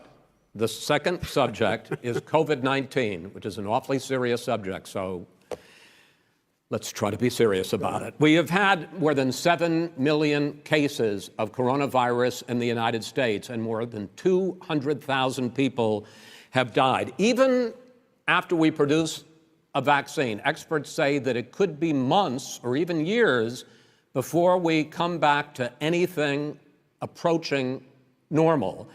My question for both of you is, based on what you have said and done so far and what you have said you would do starting in 2021, why should the American people trust you more than your opponent to deal with this public health crisis going forward. In this case, the question goes to you first, sir. 2 minutes uninterrupted. Good luck. 200,000 dead. As you said, over 7 million infected in the United States. We, in fact, have 4% of the world's population, 20% of the deaths. 40,000 people a day are contracting COVID. In addition to that, about between 750 and 1,000 people a day are dying. When he was presented with that number, he said, it is what it is. Well, it is what it is because you are who you are. That's why it is. The president has no plan. He hasn't laid out anything. He knew all the way back in February how serious this crisis was. He knew it was a deadly disease. What did he do? He's on tape as acknowledging he knew it. He said he didn't tell us or give people a warning of it because he didn't want to panic the American people. You don't panic. He panicked. In addition to that, what did he do? He went in and we were insisting that the Chinese, the people we had on the ground in China should be able to go to Wuhan and determine for themselves how dangerous this was. He did not even ask Xi to do that. He told us what a great job Xi was doing. He said we owe him a debt of gratitude for being so transparent with us. And what did he do then? He then did nothing. He waited and waited and waited. He still doesn't have a plan. I laid out back in March exactly what we should be doing.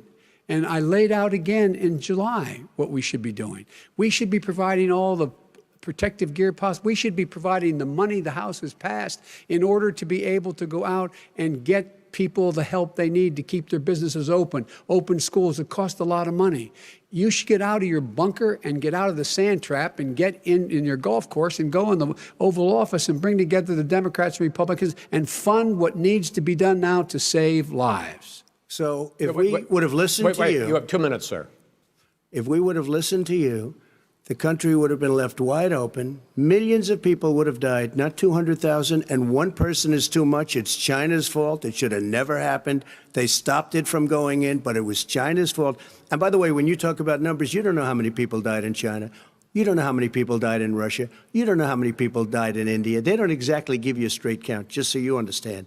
But if you look at what we've done, I closed it, and you said he's xenophobic, he's a racist. The governors said I did a phenomenal job. Most of them said that. In fact, people that would not be necessarily on my side said that. President Trump did a phenomenal job. We did. We got the gowns. We got the masks. We made the ventilators. You wouldn't have made ventilators. And now we're weeks away from a vaccine. We're doing therapeutics already. Fewer people are dying when they get sick. Far fewer people are dying. We've done a great job. The only thing I haven't done a good job, and that's because of the fake news. No matter what you say to them, they give you bad press on it. It's just fake news. They give you good press. They give me bad press because that's the way it is, unfortunately. But let me just tell you something. I don't care. I've gotten used to it. But I'll tell you, Joe, you could never have done the job that we did. You don't have it in your blood. You could have never done that job.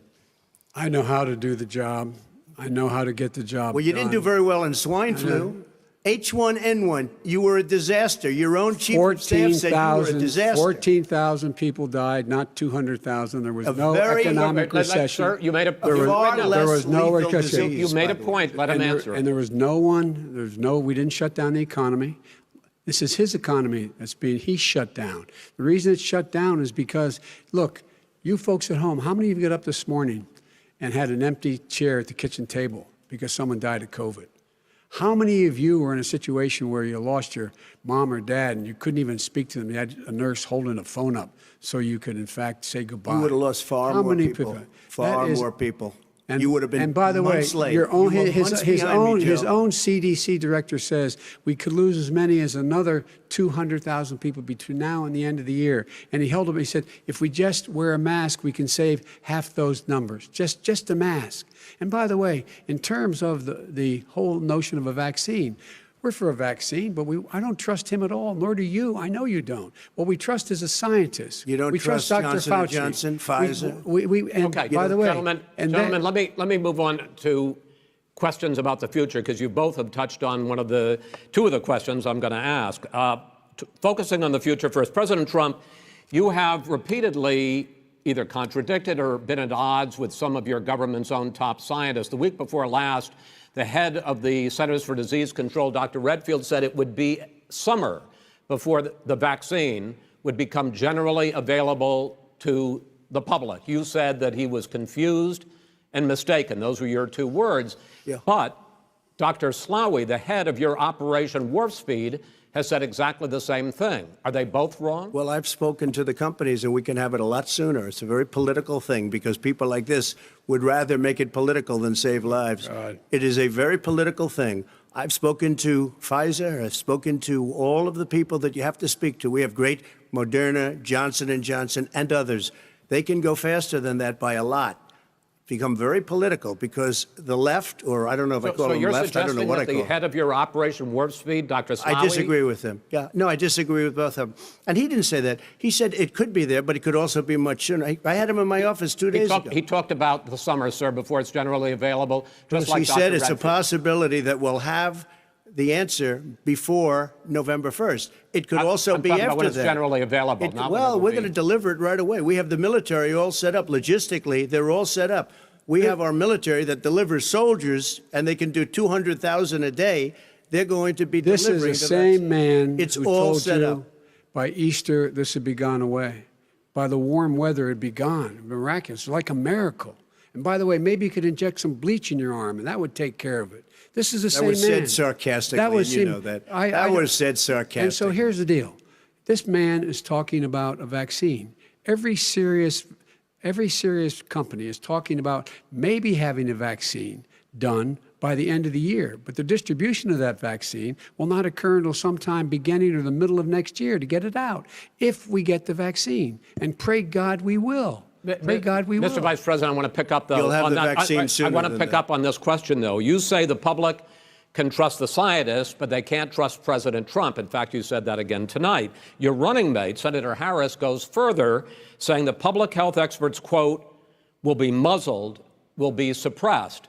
Given the fact that polls already show that people are concerned about the vaccine and are reluctant to take it, are you and your running mate, Senator Harris, contributing to that fear? No more than the question you just asked him. You pointed out. He puts pressure and disagrees with his own scientists. But you're saying Senator Harris is saying you can't trust the scientists. No, you can trust the scientists. She didn't say that. You can't trust. She said the public health experts, quote, will be muzzled, will be suppressed. Well, that's what he's going to try to do. But there's millions of scientists, there's thousands of scientists out there, like here at this great hospital, that don't work for him. Their job doesn't depend on him. That's not. They're the people. And by the way, I spoke to the scientists that are in charge. By the way, they will have the vaccine very soon. Let him finish. Do you believe for a moment what he's telling you in light of all the lies he's told you about the whole issue relating to COVID? He still hasn't even acknowledged that he knew this was happening, knew how dangerous it was going to be back in February, and he didn't even tell you. He's on record as saying it. He panicked or he just looked at the stock market, one of the two, because guess what? A lot of people died, and a lot more are going to die unless he gets a lot smarter, a lot quicker. Mr. President? Did you use the word smart? So you said you went to Delaware State, but you forgot the name of your college. You didn't go to Delaware State. You graduated either the lowest or almost the lowest in your class. Don't ever use the word smart with me. Don't ever use that word. Oh, give me a break. Because you know what? There's nothing smart about you, Joe. 47 years, you've done nothing. Let's have this debate. And if you would have had, let me just tell you something, Joe. No, if you would have had the charge of what I was put through, I had to close the greatest economy in the history of our country. And by the way, now it's being built again. See, and we're going to get to the economy in the next segment, sir. Okay. It's going up fast. Okay. When it comes to how the virus has been handled so far, the two of you have taken very different approaches, and this is going to affect how the virus is handled going forward by whichever of you ends up becoming the next president. I want to quickly go through several of those. Reopenings. Vice President Biden, you have been much more reluctant than President Trump about reopening the economy and schools. Why, sir? Because he doesn't have a plan. If I were running, I'd know what the plan is. You've got to provide these businesses the ability to have the money to be able to reopen with the PPE as well as with the sanitation they need. You have to provide them plastic. Tell that to Nancy Pelosi. Well, he's just shush for a minute. Tell it to Nancy Pelosi and Schumer. By the way, Chuck. Nancy Pelosi and Schumer, they have a plan. He won't even meet with them. The Republicans won't meet with him in the Senate. And he sits on his golf course. And literally, think about it. You probably play more than I do, Joe. What about this question of reopenings and the fact? Well, he wants to shut down this country, and I want to keep it open. And we did a great thing by shutting it down. Wait a minute, Joe. Let me shut you down for a second, Joe, just for 1 second. He wants to shut down the country. We just went through it. We had to because we didn't know anything about the disease. Now we found that elderly people with heart problems and diabetes and different problems are very, very vulnerable. We learned a lot. Young children aren't. Even younger people aren't. We've learned a lot. But he wants to shut it down. More people will be hurt by continuing. If you look at Pennsylvania, if you look at certain states that have been shut down, they have Democrat governors all. One of the reasons they're shut down is because they want to keep it shut down until after the election on November 3rd. I want to move on to another because subject. it's a political I got to respond. But those states are not doing well that are shut down right now. now. Respond to that. President Trump, you have begun to increasingly question the effectiveness of masks as a disease preventer. And in fact, recently you have cited the issue of waiters touching their masks and touching plates. Are you questioning No, I think the masks efficacy are okay. of You have to masks? understand, if you look, I have a mask right here. I put a mask on, when I think I need it. Tonight, as an example, everybody's had a test, and you've had social distancing and all of the things that you have to. But I wear masks when needed. When needed, I wear masks. Okay, let me ask. I don't wear masks like him. Every time you see him, he's got a mask. He could be speaking 200 feet away from it. He shows up with the biggest mask I've ever seen. I will say this. Vice President Biden, go ahead, sir. Look, the way to open businesses is give them the wherewithal to be able to open. We provided money. But I was asking you, sir, about masks. Well, masks make a big difference. His own head of the CDC said if we just wore masks between now, if everybody wore masks and social distance between now and January, we'd probably save up to 100,000 lives. It matters. And they've also said the opposite. They've also said no serious person said the opposite. Well, look serious. at Dr. Fauci. Dr. Fauci said the opposite. He did not say the opposite. We got a little bit more than a minute left in this masks segment. Are not good. Then he changed his mind. He said masks are good. I'm okay with masks. I want to ask you both about one last subject because your different approaches has even affected the way that you have campaigned. President Trump, you're holding large rallies with crowds packed together, thousands of people. Outside, yes, sir, agreed. Vice President Biden, you are holding much smaller events with... Because nobody will show up. People with... What's true? Nobody shows up to his rallies. All right. In any case, why you holding the big rallies? Why you not? You go first, sir.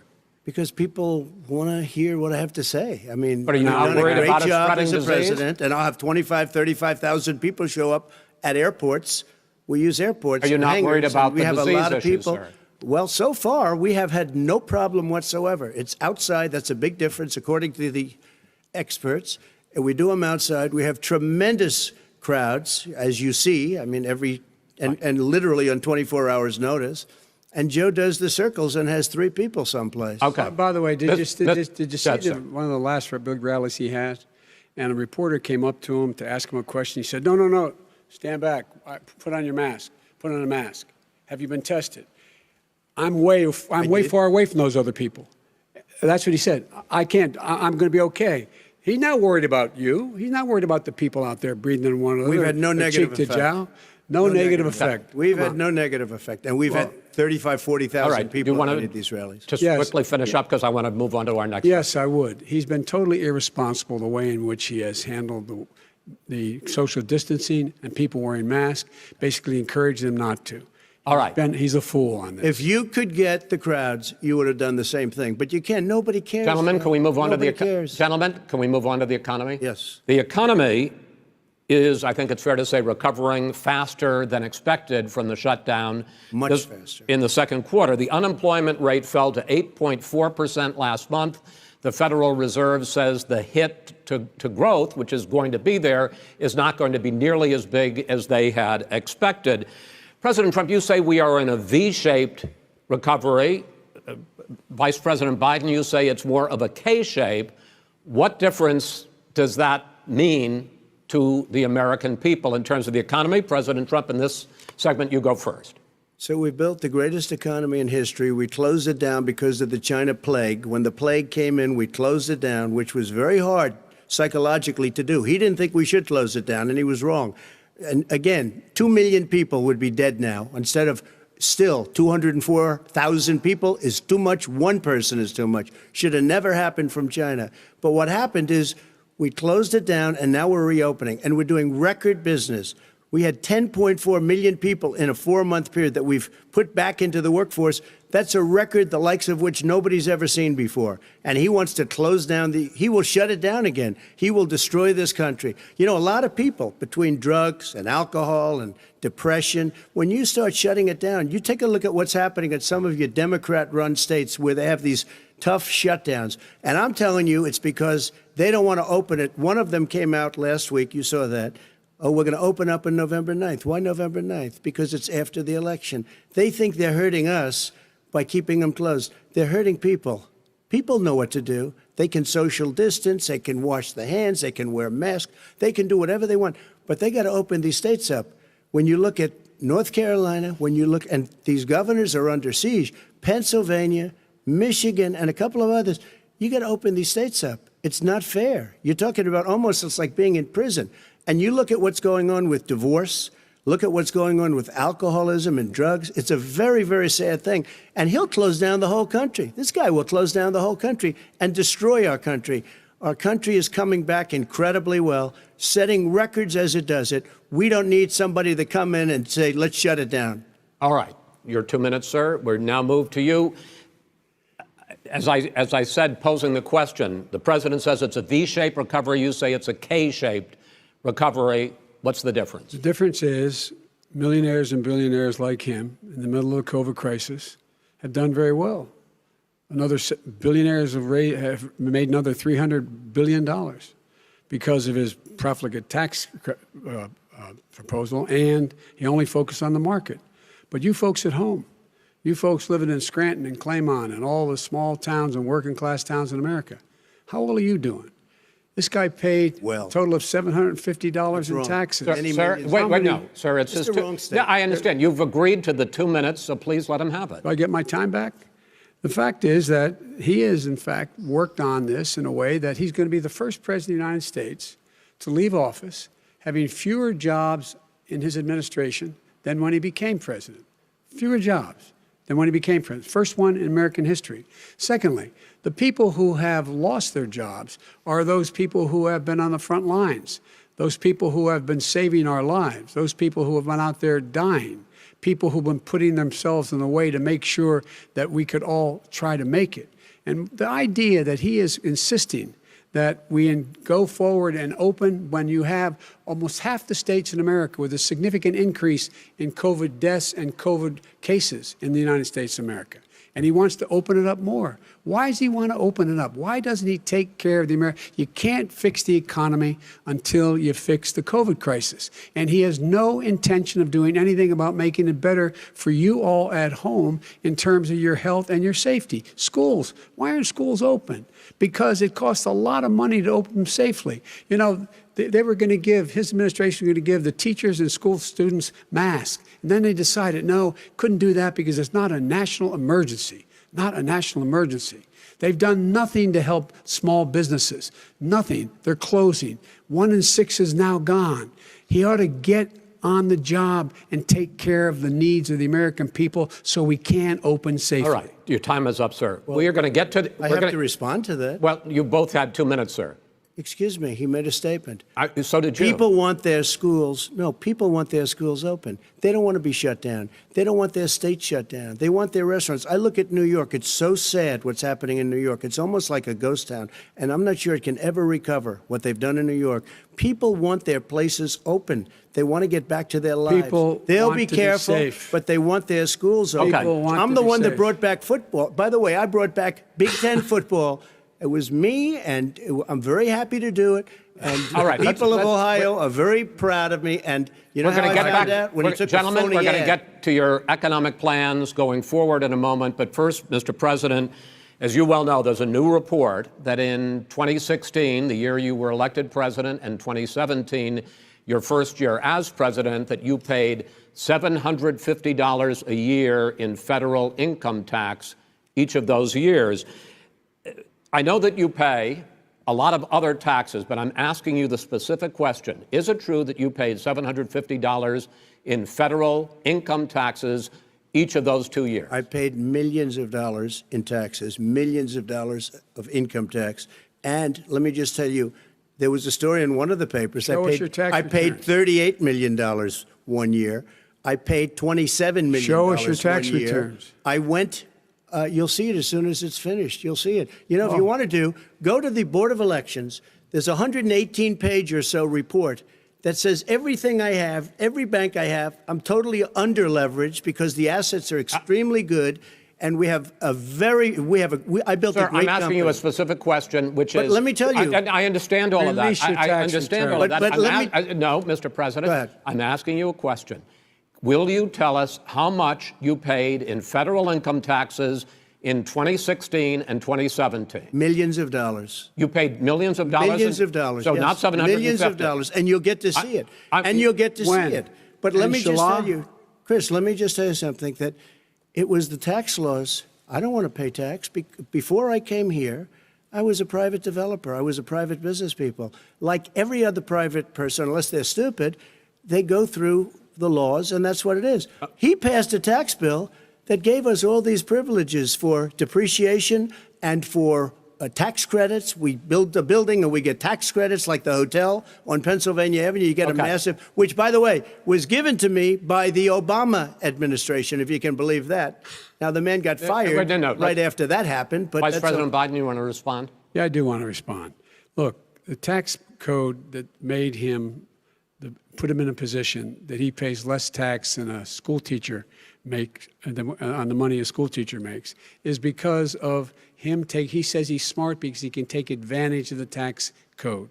And he does take advantage of the tax code. That's why I'm going to eliminate the Trump tax cuts. And I'm going to eliminate those tax cuts and make sure that we invest in the people who, in fact, need the help.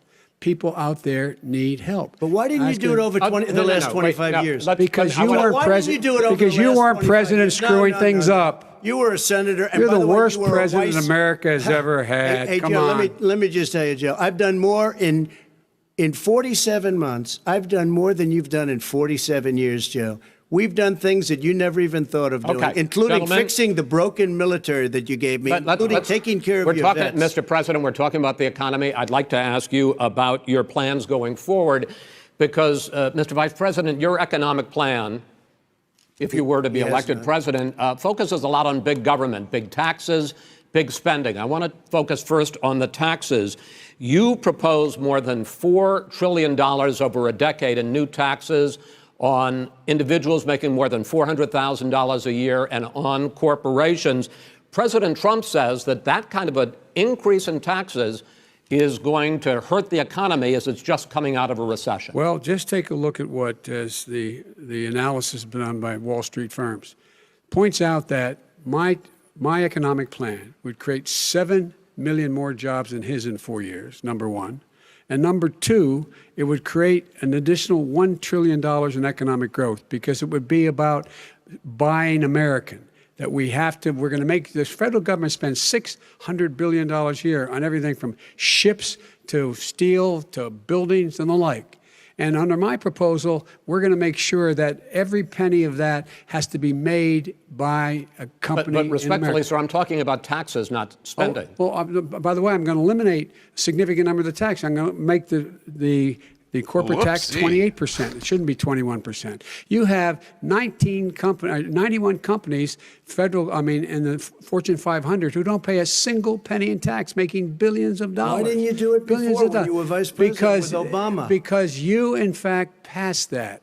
That was your tax proposal. I got it done. And you know what happened? Yeah, you got it done. Our economy boomed like it's never boomed. The economy is busted. President, let me finish. Mr. President, let me pick up on that. You would continue your free market approach, lower taxes, more deregulation, correct? Not lower taxes for the American people. But let me, Excuse me. But in Obama's, you talk about the economy booming, it turns out that in Obama's final 3 years as president, more jobs were created, 1.5 million more jobs than in the first 3 years of your presidency. They had the slowest recovery since economic recovery since 1929. It was the slowest recovery. Also, they took over something that was down here. All you had to do is turn on the lights and you pick up a lot.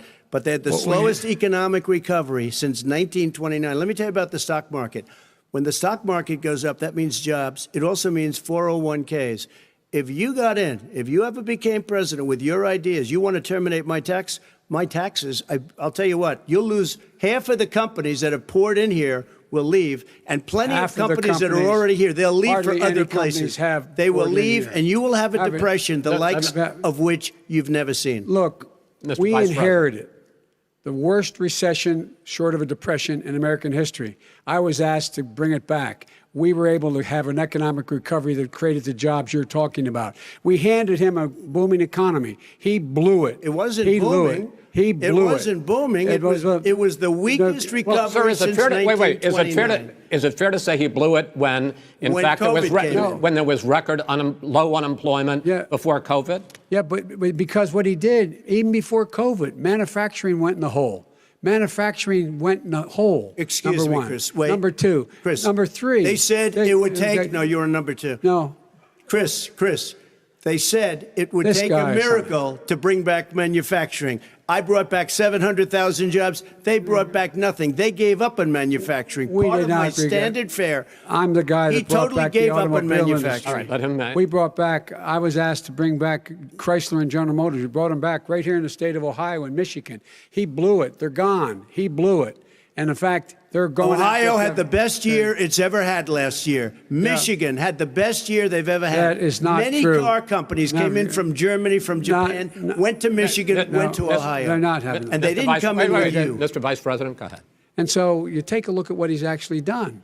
He's done very little. His trade deals are the same way. He talks about these great trade deals. You know, he talks about the art of the deal. China's perfected the art of the steal. We have a higher deficit with China now than we did before. We have the highest trade deficit China with Mexico. ate your lunch, down 18%. China ate your lunch, Joe, and no wonder your son goes in and he takes out billions of dollars. Takes out billions of dollars to manage. He makes millions of dollars. And also, while we're at it, why is it, just out of curiosity, the mayor of Moscow's wife gave your son $3.5 million. What did he do to deserve it? What did he do with Burisma to deserve $183,000? None of that is true. Let him answer. None of that is true. Oh, really? He didn't get $3.5 million? Mr. President, Mr. President, please. Totally discredited. Totally discredited. And by the way, well, wait, he didn't get $3.5 million, Joe? Mr. Vice, he got $3.5 million. It is not true. Oh, really? Mr. President, it's an open discussion, please. It's a fact. Well, you have raised an issue. Let the Vice President answer. Discredited. Did Burisma pay him $183,000 a month with no experience in energy? Mr. President, my son did nothing wrong at Burisma. I think he did. Mr. President, let him answer. He doesn't want to let me answer because he knows I have the truth. His position has been totally, thoroughly discredited. By who? The media? By everybody. Well, by the media, by our allies, by the World Bank, by everyone has discredited. Matter of fact, even the people who testified under oath. So let me ask you this, Joe. No, go ahead, Mr. I'm listening to you. You got $3.5 million from Moscow. He testified under oath in his administration, said, I did my job and I did it very well. Oh, I really? did it I'd honorably. like to know who they are. Well, I'll give you the list of the people who testified. No, go ahead, sir. Sure, you've already fired most of them because they did a good job. Some people don't do a good job. With you, go ahead. Wait a minute. You get the final word, Mr. Well, it's hard to get any word in with this clown. Excuse me. Hey, let me just tell you. No. Mr. President. $3.5 million, Joe. That is simply. Why did he deserve $3.5 million from Moscow? Look, here's the deal. We want to talk about families and ethics. I don't want to do that. I mean, his family we could talk about all night. His family's My already... family lost a fortune by coming down and helping us with government. And that's such a... Mr. President. Every single one of them lost This a is not fortune about by my coming and family or helping his us family. with It's government. about your family, They the didn't American collect people. $3.5 million He for doesn't... nothing. That's not true. It doesn't want to talk about what you need. You, the American people. It's about you. That's what we're talking about here. All right, Not that's the end of the segment. We're moving on. He didn't take them. Well, Vice it's a very- President, but Chris, no. Can I be honest? It's a very important Try to be question. honest. He stood up. No, He stood up the answer to and the he question is no. threatened Ukraine. No, sir. With $1 billion, if you that don't get rid is of the you know what, you're absolutely not stop. true. tape doing it. You're going to Not have true. Gentlemen. I hate to raise Chris, my voice, he's but I on see it seems tape. to be, why should I be different than the two of you? So here's the That's a deal. good point. We have 6 segments. We have ended that segment. We're going to go to the next segment. In that segment, you each are going to have 2 uninterrupted moments. In those 2 uninterrupted minutes, Mr. President, you can say anything you want. I'm going to ask a question about race, but if you want to answer about something else, go ahead. But I think that the country would be better served if we allowed both people to speak with fewer interruptions. I'm appealing to you, sir, to do that. Well, and him too. Well, frankly, you've been doing more interrupting Well, that's than all he right, has. but he does plenty. Well, less than, sir, less there's than... plenty. No, less than you have. Let's please continue on. The issue of race. Vice President Biden, you say that President Trump's response to the violence in Charlottesville 3 years ago, when he talked about very fine people on both sides, was what directly led you to launch this run for president. Oh, yeah, sure. President Trump, you have often said that you believe you have done more for black Americans than any president, with the possible exception of Abraham Lincoln. My question for the two of you is, why should voters trust you rather than your opponent to deal with the race issues facing this country over the next 4 years? Vice President Biden, you go first. It's about equity and equality. It's about decency. It's about the Constitution. And we have never walked away from trying to require equity for everyone, equality for the whole of America. But we've never accomplished it. But we've never walked away from it like he has done. It is true. The reason I got in the race is when those people, close your eyes, remember what those people looked like coming out of the fields carrying torches, their veins bulging, just spewing anti-Semitic bile, and accompanied by the Ku Klux Klan. A young woman got killed. And they asked the president what he thought. He said there were very fine people on both sides. No president has ever said anything like that. It is whose now, 2 minutes, sir. Second point I'd make to you is that when Floyd was killed, when Mr. Floyd was killed, there was a peaceful protest in front of the White House. What did he do? He came out of his bunker, had the military use tear gas on him so he could walk across to a church and hold up a Bible. And then what happened after that? The bishop of that very church said that it was a disgrace. The general who was with him said all he ever wants to do is divide people, not unite people at all. This is a president who has used everything as a dog whistle to try to generate racist hatred, racist division. This is a man who, in fact, you talk about helping African Americans. 1 in 1,000 African Americans has been killed because of the coronavirus. And if he doesn't do something quickly, by the end of the year, 1 in 500 will have been killed. 1 in 500 African Americans. This man is a savior of African Americans. This man cares at all. This man's done virtually nothing. Look, the fact is that you have to look at what he talks about. You have to look at what he did. And what he did has been disastrous for the African American community. So, President Trump, you have 2 minutes. Why should Americans trust you over your opponent to deal with racism? he did a crime bill, 1994, where you call them super predators, African Americans, the super predators, and they've never forgotten it. They've never forgotten it, Joe. No, sir, it's his 2 minutes. So you did that, and they call you a super predator, and I'm letting people out of jail now that you have treated the African American population community, you have treated the black community about as bad as anybody in this country. You did the 1990, and that's why, if you look at the polls, I'm doing better than any Republican has done in a long time, because they saw what you did. You call them super predators, and you've called them worse than that. because you look back at your testimony over the years, you've called them a lot worse than that. As far as the church is concerned, and as far as the generals are concerned, we just got the support of 250 military leaders and generals, total support. Law enforcement, almost every law enforcement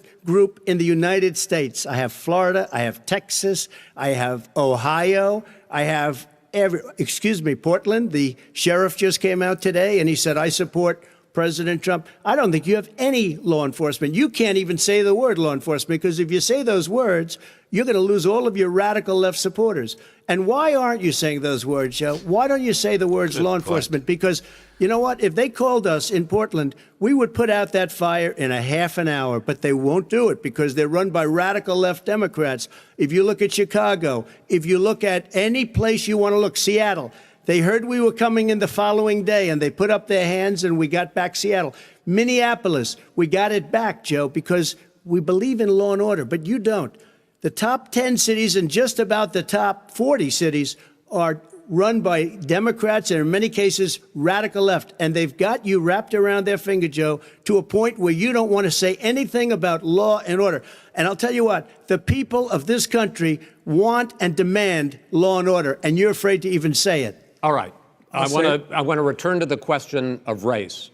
Vice President Biden, after the grand jury in the Breonna Taylor case decided not to charge any of the police with homicide, you said it raises the question, quote, whether justice could be equally applied in America. Do you believe that there is a separate but unequal system of justice for blacks in this country? Yes, there is. There's systemic injustice in this country, in education and work and in law enforcement and the way in which it's enforced. But look, the vast majority of police officers are good, decent, honorable men and women. They risk their lives every day to take care of us. But there are some bad apples. And when they occur, when they find them, they have to be sorted out. They have to be held accountable. They have to be held accountable. And what I'm going to do as President of the United States is call together an entire group of people at the White House, well, everything from the civil rights groups to the police officers, to the police chiefs, and we're going to work this out. We're going to work this out so we change the way in which we have more transparency in when these things happen. These cops aren't happy to see what happened to George Floyd. These cops aren't happy to see what happened to Breonna Taylor. Most don't like it. But we have to have a system where people are held accountable. And by the way, violence in response is never appropriate. Never appropriate. Peaceful protest is. Violence is never appropriate. All right. What is peaceful protest? When they run through the middle of a town and burn down your stores and kill people all over the place, and you say peaceful protest? President Trump, No, it's I'm not not, asking. but you say it is. President Trump, I'd like to continue with the Yes, issue go of ahead, race. I please. promise we're going to get to the issue of law and order Please. in a moment. Fine. This month, your administration directed federal agencies to end racial sensitivity training that addresses white privilege or critical race theory. Why did you decide to do that, to end racial sensitivity training? And do you believe that there is systemic racism in this country, sir? I ended it because it's racist. I ended it because a lot of people were complaining that they were asked to do things that were absolutely insane, that it was a radical revolution that was taking place in our military, in our schools, all over the place, and you know it, and so does everybody else. And he would know. What is radical about racial sensitivity training, sir? If you were a certain person, you had no status in life. It was sort of a reversal. And if you look at the people, we were paying people hundreds of thousands of dollars to teach very bad ideas and, frankly, very sick ideas. And really, they were teaching people to hate our country. And I'm not going to do that. I'm not going to allow that to happen. We have to go back to the core values of this country. They were teaching people that our country is a horrible place, it's a racist place, and they were teaching people to hate our country. And I'm not going to allow that to happen. Vice President Biden? Nobody's doing that. He's the racist. You just don't know. Here's the deal. I know a lot more about this than he does. Let him finish. The fact is that there is racial insensitivity. People have to be made aware of what other people feel like, what insults them, what is demeaning to them. It's important that people know they don't want to. Many people don't want to hurt other people's feelings, but it makes a big difference. It makes a gigantic difference in the way a child is able to grow up and have a sense of self-esteem. It's a little bit like how this guy and his friends look down on so many people. They look down their nose on people like Irish Catholics like me and grew up in Scranton. They look down on people who don't have money. They look down on people who are of a different faith. They look down on people who are a different color. In fact, we're all Americans. The only way we're going to bring this country together is bring everybody together. There's nothing we cannot do if we do it together. We can take this on and we can defeat racism in America. President Trump, sir. During the Obama-Biden administration, there was tremendous division. There was hatred. You look at Ferguson, you go to many places. Look at Oakland. Look what happened in Oakland. Look what happened in Baltimore. Look what happened.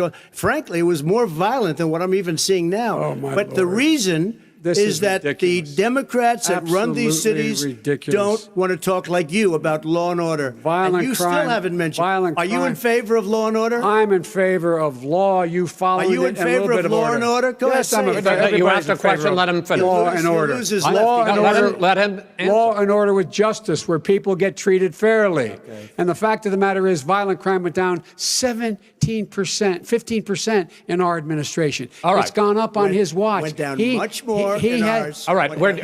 Mr. President, you're going to. Mr. President, every record in the Mr. book. President, you're going to be very happy because we're now going to talk about law and order. Places we had trouble were Democratic-run cities. That's exactly my question. Democratic. There has been a dramatic increase in homicides in America this summer, particularly, and you often blame that on Democratic mayors and Democratic governors, but in fact, there have been equivalent spikes in Republican-led cities like Tulsa and Fort Worth. So the question is this really a party issue? I think it's a party issue. You can bring in a couple of examples, but if you look at Chicago, what's going on in Chicago, where 53 people were shot and 8 died, shot.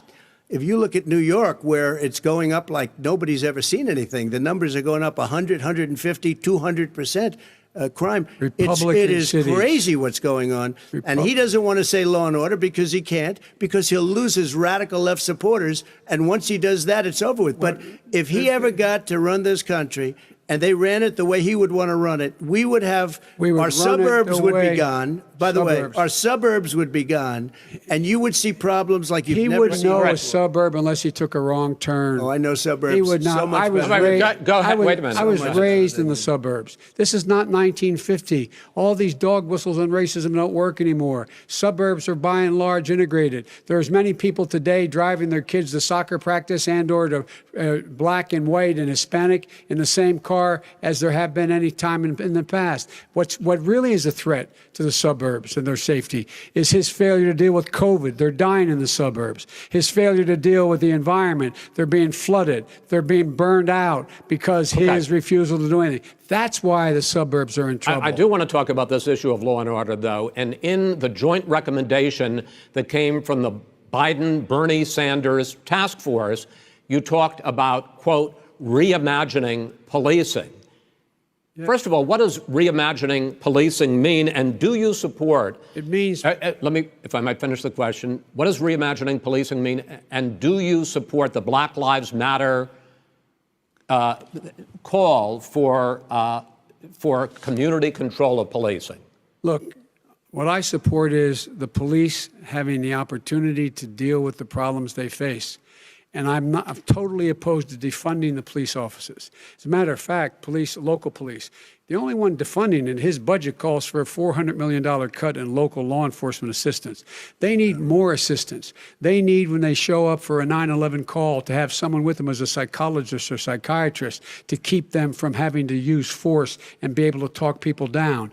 We have to have community policing like we had before, where the officers get to know the people in the communities. That's when crime went down. It didn't go up, it went down. And so we have to be engaged. That's not what they're talking about, Chris. That's not what they're talking about. He's talking about defunding the police. That is not true. He doesn't have any law support. Look, he has no law enforcement support. That's not true. Almost nothing. Look. Oh, really? Who do you have? Name one group that supports you. Name one group that came out and supported you. Go ahead.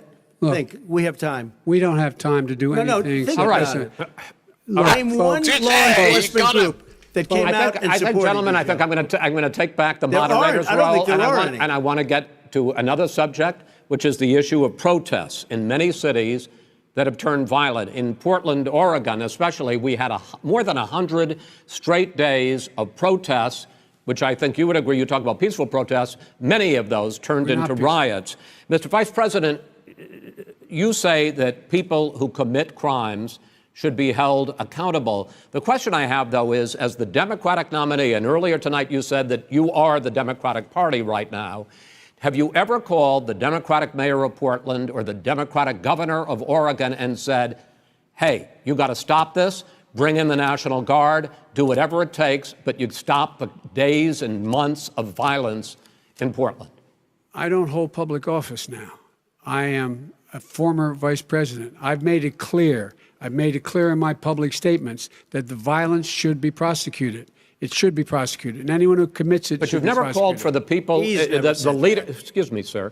You have never called for the leaders in Portland and in Oregon to bring in the National Guard and knock off 100 days of riots. They can, in fact, take care of it if he just stay out of the way. Look here. Oh, really? Really? Here's the thing. I sent in the U.S. Marshals to get the killer of the young man in the middle of the street. They shot him, and for 3 days, President Trump, Portland wouldn't do anything. I had to send in the U.S. Marshals. They took care of business. Go ahead, sir. And by the way, his own former spokesperson said, riots and chaos and violence help his cause.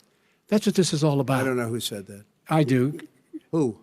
I think Kellyanne Conway. I don't think she said that. She said that. And so here's the here's the point. The point is that that's what he keeps trying to rile everything up. He doesn't want to calm things down.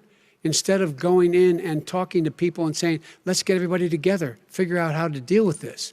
What's he do? He just pours gasoline in the fire constantly, every single solitary time. And to end this, button up this segment, I'm going to give you a minute to answer, sir. You have repeatedly criticized. I have to answer his statement. No, you have repeatedly. You've been talking back and forth. He made a statement. I'm asking you. I would love to end it. Sir, I would love to end it. If you want to switch seats. We could very quickly. We could do that, but I'd send in the National Guard, it would be over. There'd be no problem. Okay. But they don't want to accept the National Guard. You have repeatedly criticized the vice president for not specifically calling out Antifa and other left-wing extremist groups. But are you willing tonight to condemn white supremacists and militia groups and to say that they need to stand down and not add to the violence in a number of these cities, as we saw in Kenosha and as we've seen in Portland? Sure, are you I'm prepared willing to do specifically that, but do it? Well, go ahead, sir. I would say almost everything I see is from the left wing, not from the right wing. So what are you saying? I'm willing to do anything. I want to see peace. Then do it, sir. Say it. Do it. Say it. Do you want to call him? What do you want to call him? Give me a name. Give me a white name. Supremacists and who would you like me to condemn? White supremacists and right Proud Boys. Stand back and stand by. But I'll tell you what. Somebody's got to do something about Antifa and the left, because this is not a right-wing problem. This is a left-wing. FBI director This is a left-wing problem. White supremacists. Antifa's an idea, not an organization. Oh, you got to be not kidding. militia. That's what his FBI. FBI director said. Well, then you know what? We're done, sir. We're moving on to the next. We're moving. When a bat hits you over the head, that's not an idea. Everybody in your Antifa administration tells you the truth has a bad idea. Can I tell you what? You have no ideas. Antifa is a dangerous, all right, radical gentlemen, group. We're now moving on to the Trump and Biden records. They'll overthrow you. When a president, I'm going to ask a question. When the president seeks a second term, it is generally a referendum on his record. But Vice President Biden, you like to quote one of your dad's sayings, which is, don't compare me to the almighty, compare me to the alternative. And in this case, sir, you are the alternative. Looking at both of your records, I'm going to ask each of you, why should voters elect you president over your opponent? In this segment, President Trump, you go first, 2 minutes. Because there has never been an administration or president who has done more than I've done in a period of 3.5 years. And that's despite the impeachment hoax. And you saw what happened today with Hillary Clinton, where it was a whole big con job. But despite going through all of these things, where I had to fight both flanks and behind me and above, there has never been an administration that's done what I've done. The greatest, before COVID came in, the greatest economy in history, lowest unemployment numbers. Everything was good. Everything was going. And by the way, there was unity going to happen. People were calling me for the first time in years. They were calling and they were saying, it's time maybe. And then what happened? We got hit, but now we're building it back up again. A rebuilding of the military, including Space Force and all of the other things. A fixing of the VA, which was a mess under him. 308,000 people died because they didn't have proper health care. It was a mess. And we now got a 91% approval rating at the VA, our vets. We take care of our vets. But we've rebuilt our military. The job that we've done, and I'll tell you something, some people say maybe the most important. By the end of the first term, I'll have approximately 300 federal judges and Court of Appeals judges, 300, and hopefully 3 great Supreme Court justices. That is a record, the likes of which very few people, and you know one of the reasons I'll have so many judges? Because President Obama and him left me 128 judges to fill. When you leave office, you don't leave any judges. That's like, you just don't do that. They left 128 openings, and if I were a member of his party, because they have a little different philosophy, I'd say if you left us 128 openings, you can't be a good president, you can't be a good vice president. But I want to thank you because it gives us almost, it'll probably be above that number by the end of this term. 300 judges, it's a record. Looking at both your records, why should voters elect you president as opposed to President Trump? You have 2 minutes uninterrupted. Under this president, we become weaker, sicker, poorer, more divided, and more violent. When I was vice president, we inherited a recession. I was asked to fix it. I did. We left him a booming economy, and he caused the recession. With regard to being weaker, the fact is that I've gone head-to-head with Putin and made it clear to him we're not going to take any of his stuff. He's Putin's puppy. He still refuses to even say anything to Putin about the bounty on the heads of American soldiers. Your son got $3.5 million. And by the way, my son... Wait a minute. Mr. President, your campaign agreed to both sides would get 2-minute answers uninterrupted. Well, your side agreed to it, and why don't you observe what your campaign agreed to as a ground rule, okay, sir? He never keeps his word. Can you add No, I'm not asking. That was a rhetorical question. Can you Go add ahead, back sir. 30 seconds? Yeah, yes, Okay. you may have. All right. Go ahead. So, thirdly, we're poor. The billionaires have gotten much more wealthy by a tune of over $300 to $400 billion more just since COVID. You in the home, you got less. You're in more trouble than you were before. In terms of being more violent, when we were in office, there were 15% less violence in America than there is today. He's president of the United States. It's on his watch. And with regard to more divided, the nation can't stay divided. We can't be this way. And speaking of my son, the way you talk about the military, the way you talk about them being losers and being and just being suckers. My son was in Iraq. He spent a year there. He got the Bronze Star. He got the Conspicuous Service Medal. He was not a loser. He was a patriot, and the people left behind there were heroes. Really? And I resent. Are you talking like about hell. Hunter? Are you talking about Hunter? I'm talking about my son, Beau Biden. You're talking about. I don't know Beau. I know Hunter. Yeah, Hunter you know got Beau. thrown. Hunter got thrown out of the military. He was thrown out, dishonorably discharged. That's not true. He for wasn't dishonorably cocaine use. And he didn't have a job until you became vice president. And once you None became of that vice is president, true. he made a fortune in Ukraine, in China, in Moscow, That is simply and various not other places. true. He My made a son, fortune. My son, and he didn't have a job. My son, like a lot of people we know at home, had a drug problem. He's overtaken it. He's fixed it. He's worked on it, and I'm proud of him. But why was he proud of given my tens son. of millions All of right, but dollars? he wasn't given All right, tens of millions of he was dollars. given That tens is of totally, millions of that's dollars. totally discredited. You've already been through. Totally discredited. We've already been through this. I think the American people would rather hear about more substantial So do I. subjects. Well, you know, as the moderator, sir, I'm going to make a I know, but when judgment somebody call here. gets $3.5 million right. from the Let's mayor talk about, of Moscow. Let's talk That is about. not I think true. it's a terrible That thing. report is totally Why did he get discredited. it? I Mitt think, Romney on that committee said it wasn't worth taxpayers' money, that report. It was written for political reasons. You know, I'd like to talk about climate change. So would I. Okay. The forest fires in the West are raging now. They have burned millions of acres. They have displaced hundreds of thousands of people.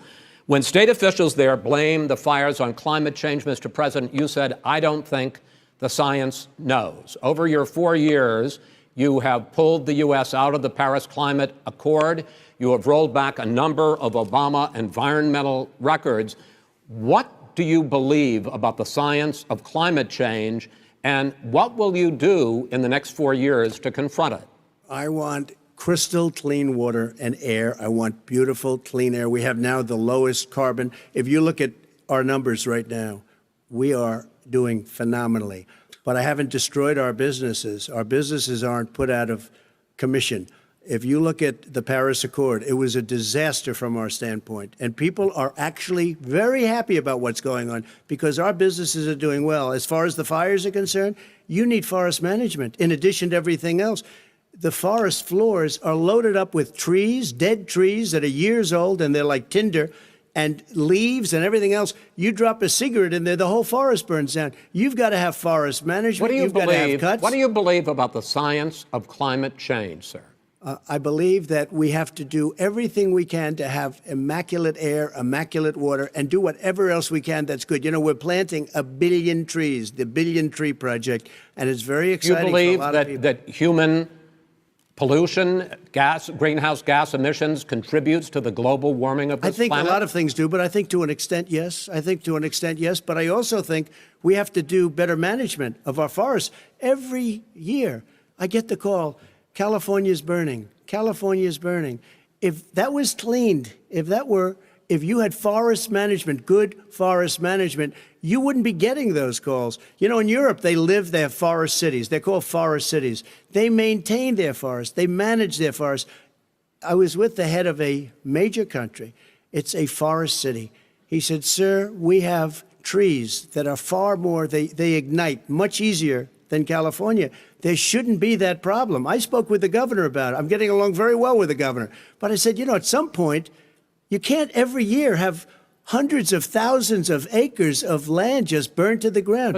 That's burning down because of a lack of management. But, sir, if you believe in the science of climate change, why have you rolled back the Obama Clean Power Plan, which limited carbon emissions in power plants? Why have you relaxed? Because it was driving energy prices through the sky. Why have you relaxed fuel economy standards that are going to create more pollution from cars and trucks? Well, not really, because what's happening is the car is much less expensive and it's a much safer car, and you're talking about a tiny difference. And then what would happen, because of the cost of the car, you would have at least double and triple the number of cars purchased. We have the old slugs out there that are 10, 12 years old. If you did that, the car would be safer. It would be much cheaper by $3,500. In the case of California, they've simply ignored No, but you would take a lot of cars roadmap off the market because people would be able to afford a car.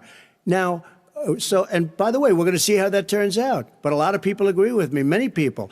The car has gotten so expensive because they have computers all over the place for an extra little bit of gasoline. And I'm okay with electric cars, too. I think I'm all for electric cars. I've given big incentives for electric cars.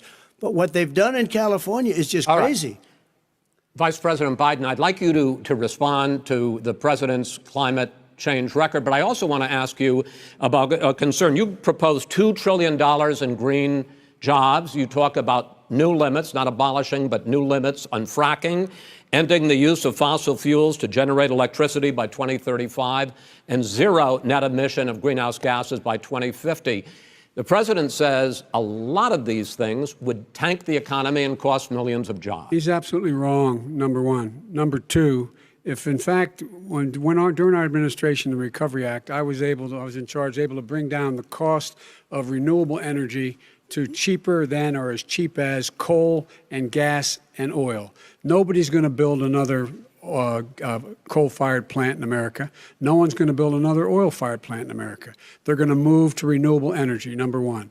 Number two, we're going to make sure that we are able to take the federal fleet and turn it into a fleet that's run on their electric vehicles. Making sure that we can do that, we're going to put 500,000 charging stations and all of the highways that we're going to be building in the future. We're going to build an economy that, in fact, is going to provide for the ability us to take 4 million buildings and make sure that they, in fact, are weatherized in a way that, in fact, they'll emit significantly less gas and oil because the heat will not be going out.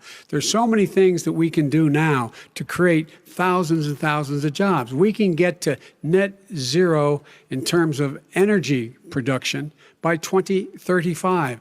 Not only not costing people jobs, creating millions of good paying jobs, not $15 an hour, but prevailing wage, by having a new infrastructure that in fact is green. And the first thing I will do, I will rejoin the Paris Accord. I will join the Paris Accord because with us out of it, look what's happening. It's all falling apart. And talk about someone who has no relationship with foreign policy. Brazil, the rainforests of Brazil are being torn down, are being ripped down. More carbon is absorbed in that rainforest than every bit of carbon that's emitted in the United States. Instead of doing something about that, I would be gathering up and making sure we had the countries of the world coming up with $20 billion and say, here's $20 billion. Stop tearing down the forest. And if you don't, then you're going to have significant economic consequences. What about the argument that President Trump basically says that you have to balance environmental interests and economic interests, and he's drawn his line? Well, he hadn't drawn a line. He still, for example, makes sure that he wants to make sure that methane's not a problem. You can now emit more methane without it being a problem. Methane. This is a guy who says that you don't have to have mileage standards for automobiles that exist now. This is a guy who says that, well, the fact is, it's all true. And here's the deal. He's talking about the Green New Deal, and it's not $2 billion or $20 billion, as you said. It's $100 trillion. I'm talking about where they want to rip down buildings and rebuild the building. No, it's the dumbest, most ridiculous. Where airplanes are out of business, where two-car systems are out, where they want to take out the cows too. That's not true either, right? This is a $100 trillion. Look, that's more money than our country could make in 100 years if we're going to the case. All right, let me destroy our because country. I actually wait a minute, sir. I actually have studied your plan, and it includes upgrading 4 million buildings, weatherizing 2 million homes over 4 years, building 1.5 million energy-efficient homes. So the question becomes, the president is saying, I think some people who support the president would say that sounds like it's going to cost a lot of money and hurt the economy. What it's going to do is going to create thousands and millions of jobs, good-paying jobs. Let him finish, sir. He doesn't know how to do that. $100 billion. The fact is, it's going to create millions of good-paying jobs, and these tax incentives for people to weatherize, which he wants to get rid of. It's going to make the economy much safer. Look how much we're paying now to deal with the hurricanes. By the way, he has an answer for hurricanes. He said maybe we should drop a nuclear weapon on them. They may. I never said that. That's at all. He did say. You made it up. And here's the deal. You make up. We are going to be in a position where we can create hard, good jobs by making sure the environment is clean and we all are in better shape. We spend billions of dollars now, on floods, hurricanes, rising seas. We're in real trouble. Look what's happened just in the Midwest with these storms that come through and wipe out entire sections and counties in Iowa. They didn't happen before. They're because of global warming. We make up 15% of the world's problem. But the rest of the world, we've got to get them to come along. That's why we have to get back into the Paris Accord. All right, gentlemen. Wait a minute, Chris. So why didn't he do it for 47 years? You were vice president. Why didn't you get the world? China sends up real dirt into the air. Russia does. India does. They all do. We're supposed to be good. And by the way, he made a couple of statements. The Green New Deal is $100 trillion. That is not not my plan. That's the Green New you want to Deal rebuild every is building. Not my plan. You want to rebuild every. If he knew anything about, He made a statement about the military. He said I said something about the military. He and his friends made it up, and then they went with it. I never said it. Okay. That is what not he true. did is he You're done said in this segment. he called the military Mr. Vice President, stupid bastards. I and he did said not it on say that. tape. He said Mr. stupid Please, bastards. He said it. Stop. I would never say that to the military. Play it. Go ahead, Mr. You're on Vice tape. President. answered his final question. The final question is, I can't remember which of all his rantings. I'm having a little trouble myself, but and about the economy and about this question of what it's going to cost. The economy. I mean, the Green New Deal and the idea of what your environmental changes will do. The Green New Deal will pay for itself as we move forward. We're not going to build plants that, in fact, are great polluting plants. So do you We're going to support build the Green New Deal? Pardon me? Do you support that? No, I don't support the Green New Deal. You don't? Oh, well, that's a big statement. I support that means you just lost the radical left. I support the Biden plan that I put forward. Okay.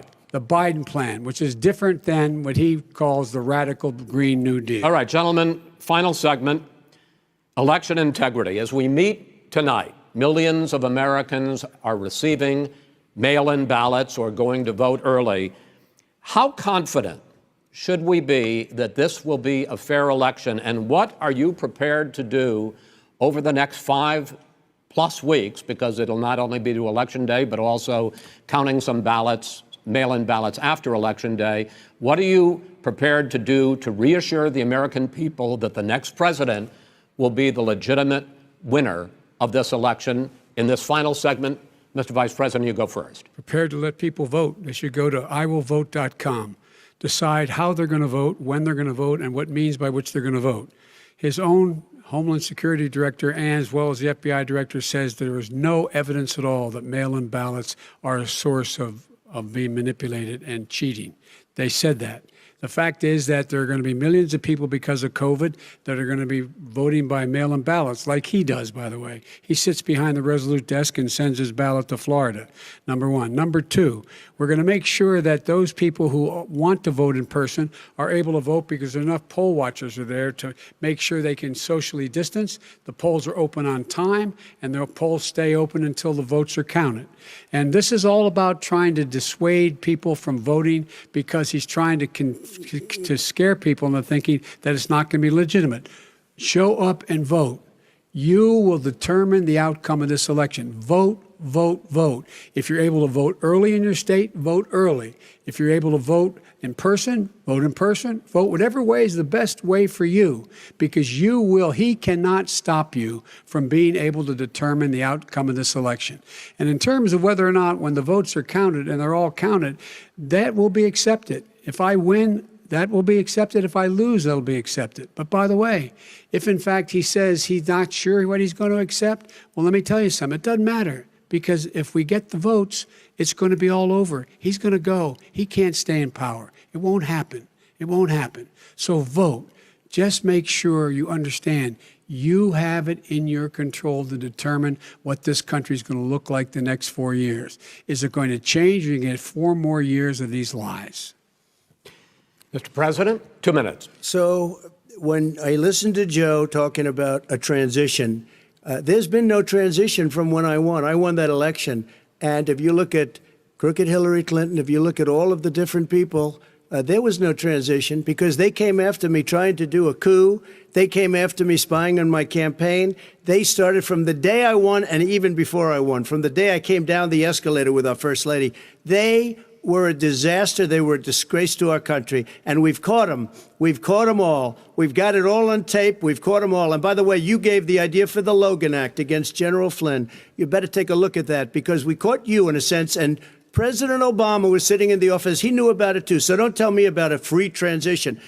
As far as the ballots are concerned, it's a disaster.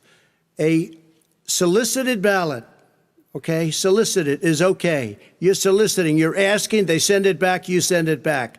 I did that. If you have an unsolicited, they're sending millions of ballots all over the country.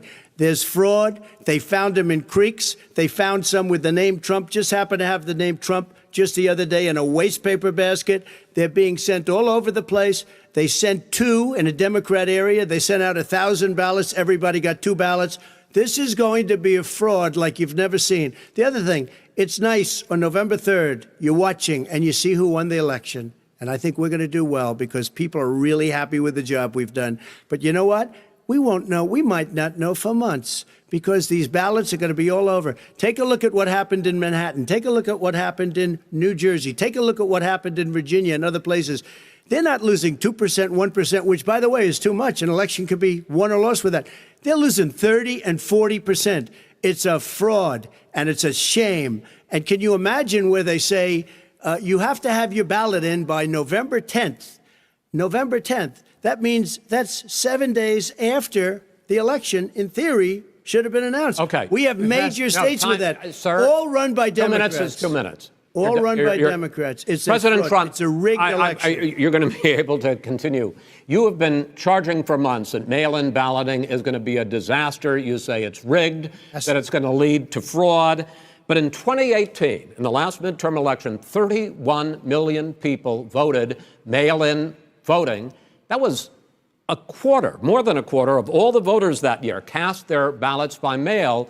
Now that millions of mail-in ballots have gone out, what are you going to do about it? And are you counting on the Supreme Court, including a Justice Barrett, to settle any dispute? Yeah, I think I'm counting on them to look at the ballots, definitely. I hope we don't need them in terms of the election itself. But for the ballots, I think so. Because what's happening is incredible. I read today, where at least 1% of the ballots for 2016 were invalidated. They take them, we don't like them, we don't like them. But what are you going to do about it? If there are millions of ballots going out right now, what you do is you go and vote. You do a solicited ballot, and that's okay, or you go and vote. I'm asking you about the fact that millions of people... You go and vote. You go and vote. But what I'm saying is, what are you going to do about the fact that millions of people... You either do, Chris, a solicited ballot where you're sending it in, they're sending it back, and you're sending... They have mailmen with lots of it. Did you see what's going on? Take a look at West Virginia, mailmen selling the ballots.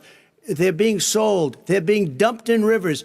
This is a horrible thing for our country. This is not going to end well. There is no evidence This is of that. not going to end well. 5 states have had mail-in ballots for the last decade or more. 5, including 2 Republican states. And you don't have to solicit the ballot. It's sent to you. It's sent to your home. What they're saying is that it has to be a postmark by the time, by election day. If it doesn't get in till the 7th, 8th, 9th, it still should be counted. He's just afraid of counting the votes because he knows the outcome. You're wrong. I want to continue with you on this, Vice President Biden. Chris, he's so wrong when he makes a statement like that. Excuse me. Vice President Biden, the biggest problem, in fact, over the years with mail-in voting has not been fraud historically. It has been that sizable numbers, sometimes hundreds of thousands of ballots are thrown out because they have not been properly filled out, or there is some other irregularity, or they missed the deadline. So the question I have is, are you concerned that the Supreme Court with a Justice Barrett will settle any dispute? I'm concerned that any court would settle this because here's the deal. When you get a ballot and you fill it out, you're supposed to have an affidavit. If you didn't know, you have someone say that this is me. You should be able to, if in fact you can verify that's you before the ballot is thrown out, that's sufficient to be able to count the ballot because someone made a mistake and not dotting the correct I. Who they voted for, testify, say who they voted for, say it's you, that is totally legitimate. All right. Excuse me, Chris, when you have 80 million ballots I have a final sending question. and swamping the system, you know it can't be done. You know it can't. And already there's been so fraud. Now, mail service delivers wait a minute, gentlemen. The final question is, in 8 states, we can keep talking. In 8 states, election workers are prohibited currently by law, 8 states, from even beginning to process ballots, even take them out of the envelopes and flatten them until Election Day. That means that it's likely, because there's going to be a huge increase in mail-in balloting, that we are not going to know on election night who the winner is, that it could be days, it could be weeks. Could be months. Until we find out who the new president is. So first for you, sir, finally for the vice president, I hope neither of you will interrupt the other. Will you urge your supporters to stay calm during this extended period, not to engage in any civil unrest? And will you pledge tonight that you will not declare victory until the election has been independently certified? President Trump, you go first. I'm urging my supporters to go into the polls and watch very carefully, because that's what has to happen. I am urging them to do it. As you know, today there was a big problem. In Philadelphia, they went in to watch. They're called poll watchers, a very safe, very nice thing. They were thrown out. They weren't allowed to watch. You know why? Because bad things happen in Philadelphia, bad things. And I am urging my people. I hope it's going to be a fair election. If it's a fair election, I am 100% on board. But if I see tens of thousands of ballots being manipulated, I can't go along with that. And I'll tell you what, does that from mean, a common sense, does that mean you're going to tell your people to take to the street? It means you have a fraudulent election. You're sending out 80 million ballots. They're not equipped to. These people aren't equipped to handle it. Number one. Number two, they cheat. They cheat. Hey, they found ballots in a waste paper basket 3 days ago, and they all had the name military ballots. They were military. They all had the name Trump on them. Vice President you think Biden, that's good? Vice President Biden, final question for you. Will you urge your supporters to stay calm while the vote is counted, and will you pledge not to declare victory until the election is independently certified? Yes, and here's the deal. We count the ballots, as you pointed out. Some of these ballots in some states can't even be opened until Election Day. And if there's thousands of ballots, it's going to take time to do it. And by the way, our military, they've been voting by ballots since the end of the Civil War, in effect. And that's what's going to happen. Why was it not? Why is it for them somehow not fraudulent? It's the same process. It's honest. No one has established at all that there is fraud related to mail-in ballots, that somehow it's a fraudulent process. It's already been established. Take a look at Carolyn Maloney's race. I asked you had an opportunity to respond. Look at Carolyn Maloney. Go ahead. They have no idea what happened. Vice President Biden, go ahead. He has no idea what he's talking about. Here's the deal. The fact is, I will accept it, and he will too. You know why? Because once the winner is declared, after all the ballots are counted, all the votes are counted, that'll be the end of it. That'll be the end of it. And if it's me, in fact, fine. If it's not me, I'll support the outcome. And I'll be a president not just for the Democrats. I'll be a president for Democrats and Republicans. And this guy, I want to see an honest ballot count. Gentlemen, you say that's the end of it? This is the end of this debate? Honest ballot count. We're going to leave it there. To be continued as in more debates as we go on. President Trump, Vice President Biden, it's been an interesting hour and a half. I want to thank you both for participating in the first of 3 debates that you have agreed to engage in. We want to thank Case Western Reserve University and the Cleveland Clinic for hosting this event. The next debate, sponsored by the Commission on Presidential Debates, will be 1 week from tomorrow, October 7th, at the University of Utah in Salt Lake City. The 2 vice presidential nominees, Vice President Mike Pence and Senator Kamala Harris, will debate at 9 p.m. Eastern that night. We hope you watch. Until then, thank you and good night.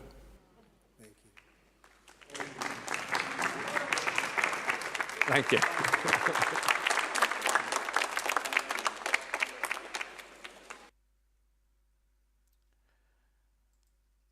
Well, guys, there you go. You saw the first presidential debate. I've only got a few comments to make about it from my perspective. And the first one is that I think that Trump was actually debating 2 people there. I think that Chris Wallace was very much taking the side of Joe Biden. I think that became quite clear with some of the ways that he basically interrogated Trump when Trump asked something, but he never did that to Joe Biden. The other big thing that I noted, and this is something that I think Trump is going to have to really look at very carefully, is that many, many times during that debate, Biden engaged the camera.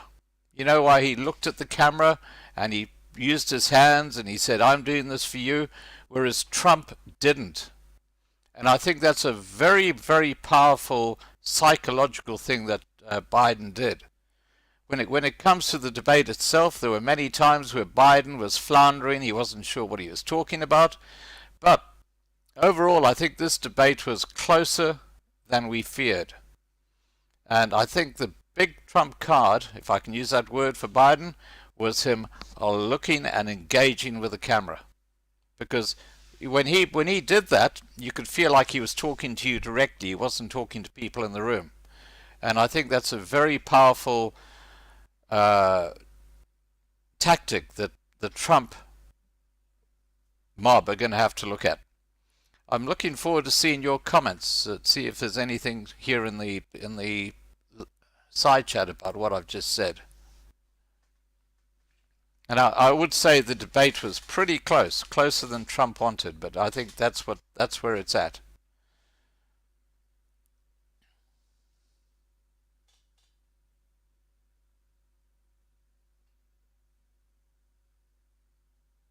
Yeah, look, and it's crazy that they use this guy Chris Wallace, who is from Fox, which is supposed to be a conservative television channel, but he is the most libtard of the lot. Why did they pick him as a moderator?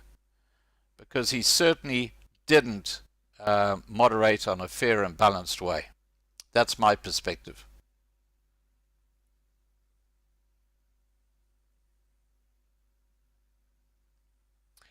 Andre says, are they debating each other 3 times, and when is the next date? I'm not sure, Andre. I guess we're going to have to just watch that space.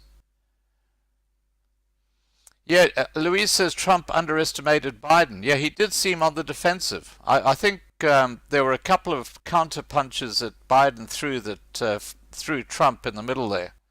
But I do feel that the way Biden engaged the camera, he looked at the camera and he spoke to people, whereas Trump never did that. Trump looked at the moderator and he looked at Biden. I think that was a critical difference between the two in their debating style.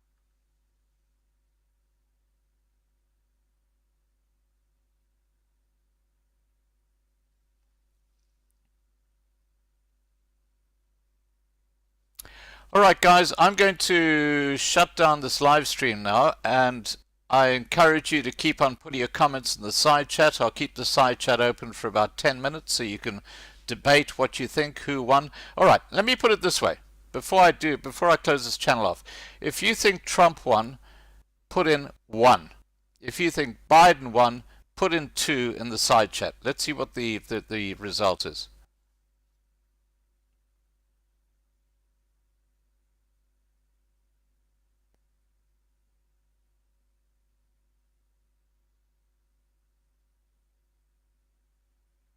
Okay, we have a 1, we have a 2. Kitty Cat, we don't have a 3.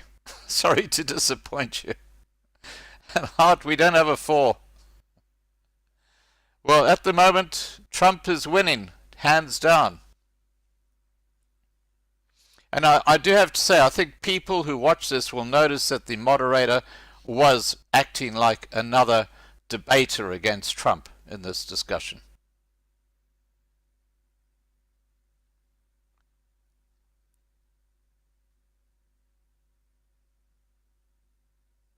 Okay, let's make 3 undecided. Good point, Lucien.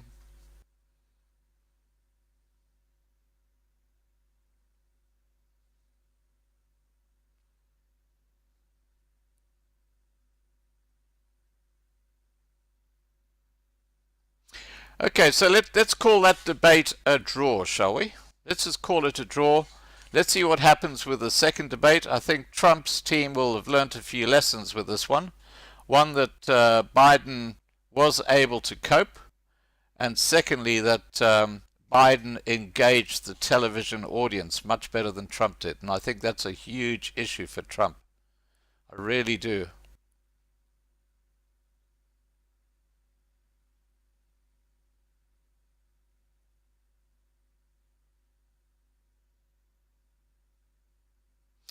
Okay, guys, I hope you enjoyed the live stream.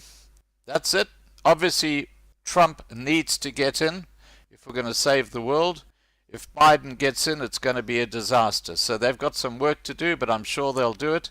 And I'm sure things will be sorted by the next debate. And let's face it, Biden did make some horrible faux pas during that discussion. I think the overwhelming one is that one about Hunter Biden at that $3.5 million that he got from the Moscow mayor, which is on the record, and he was denying it, which makes Biden a liar. But of course the fake news, the CNN, those sort of guys, they won't talk about that. No, they'll be looking for any chink in Trump's armor, and that's what they're going to be putting up there. This is how they work. They're fake news. Alright guys, I'm going to shut down the live stream, but as I said, I'll keep the side chat open so you guys can chat. Please take care, and I hope to see you at 8 p.m. Johannesburg time tonight, when I'll be talking to the author of this amazing series of books.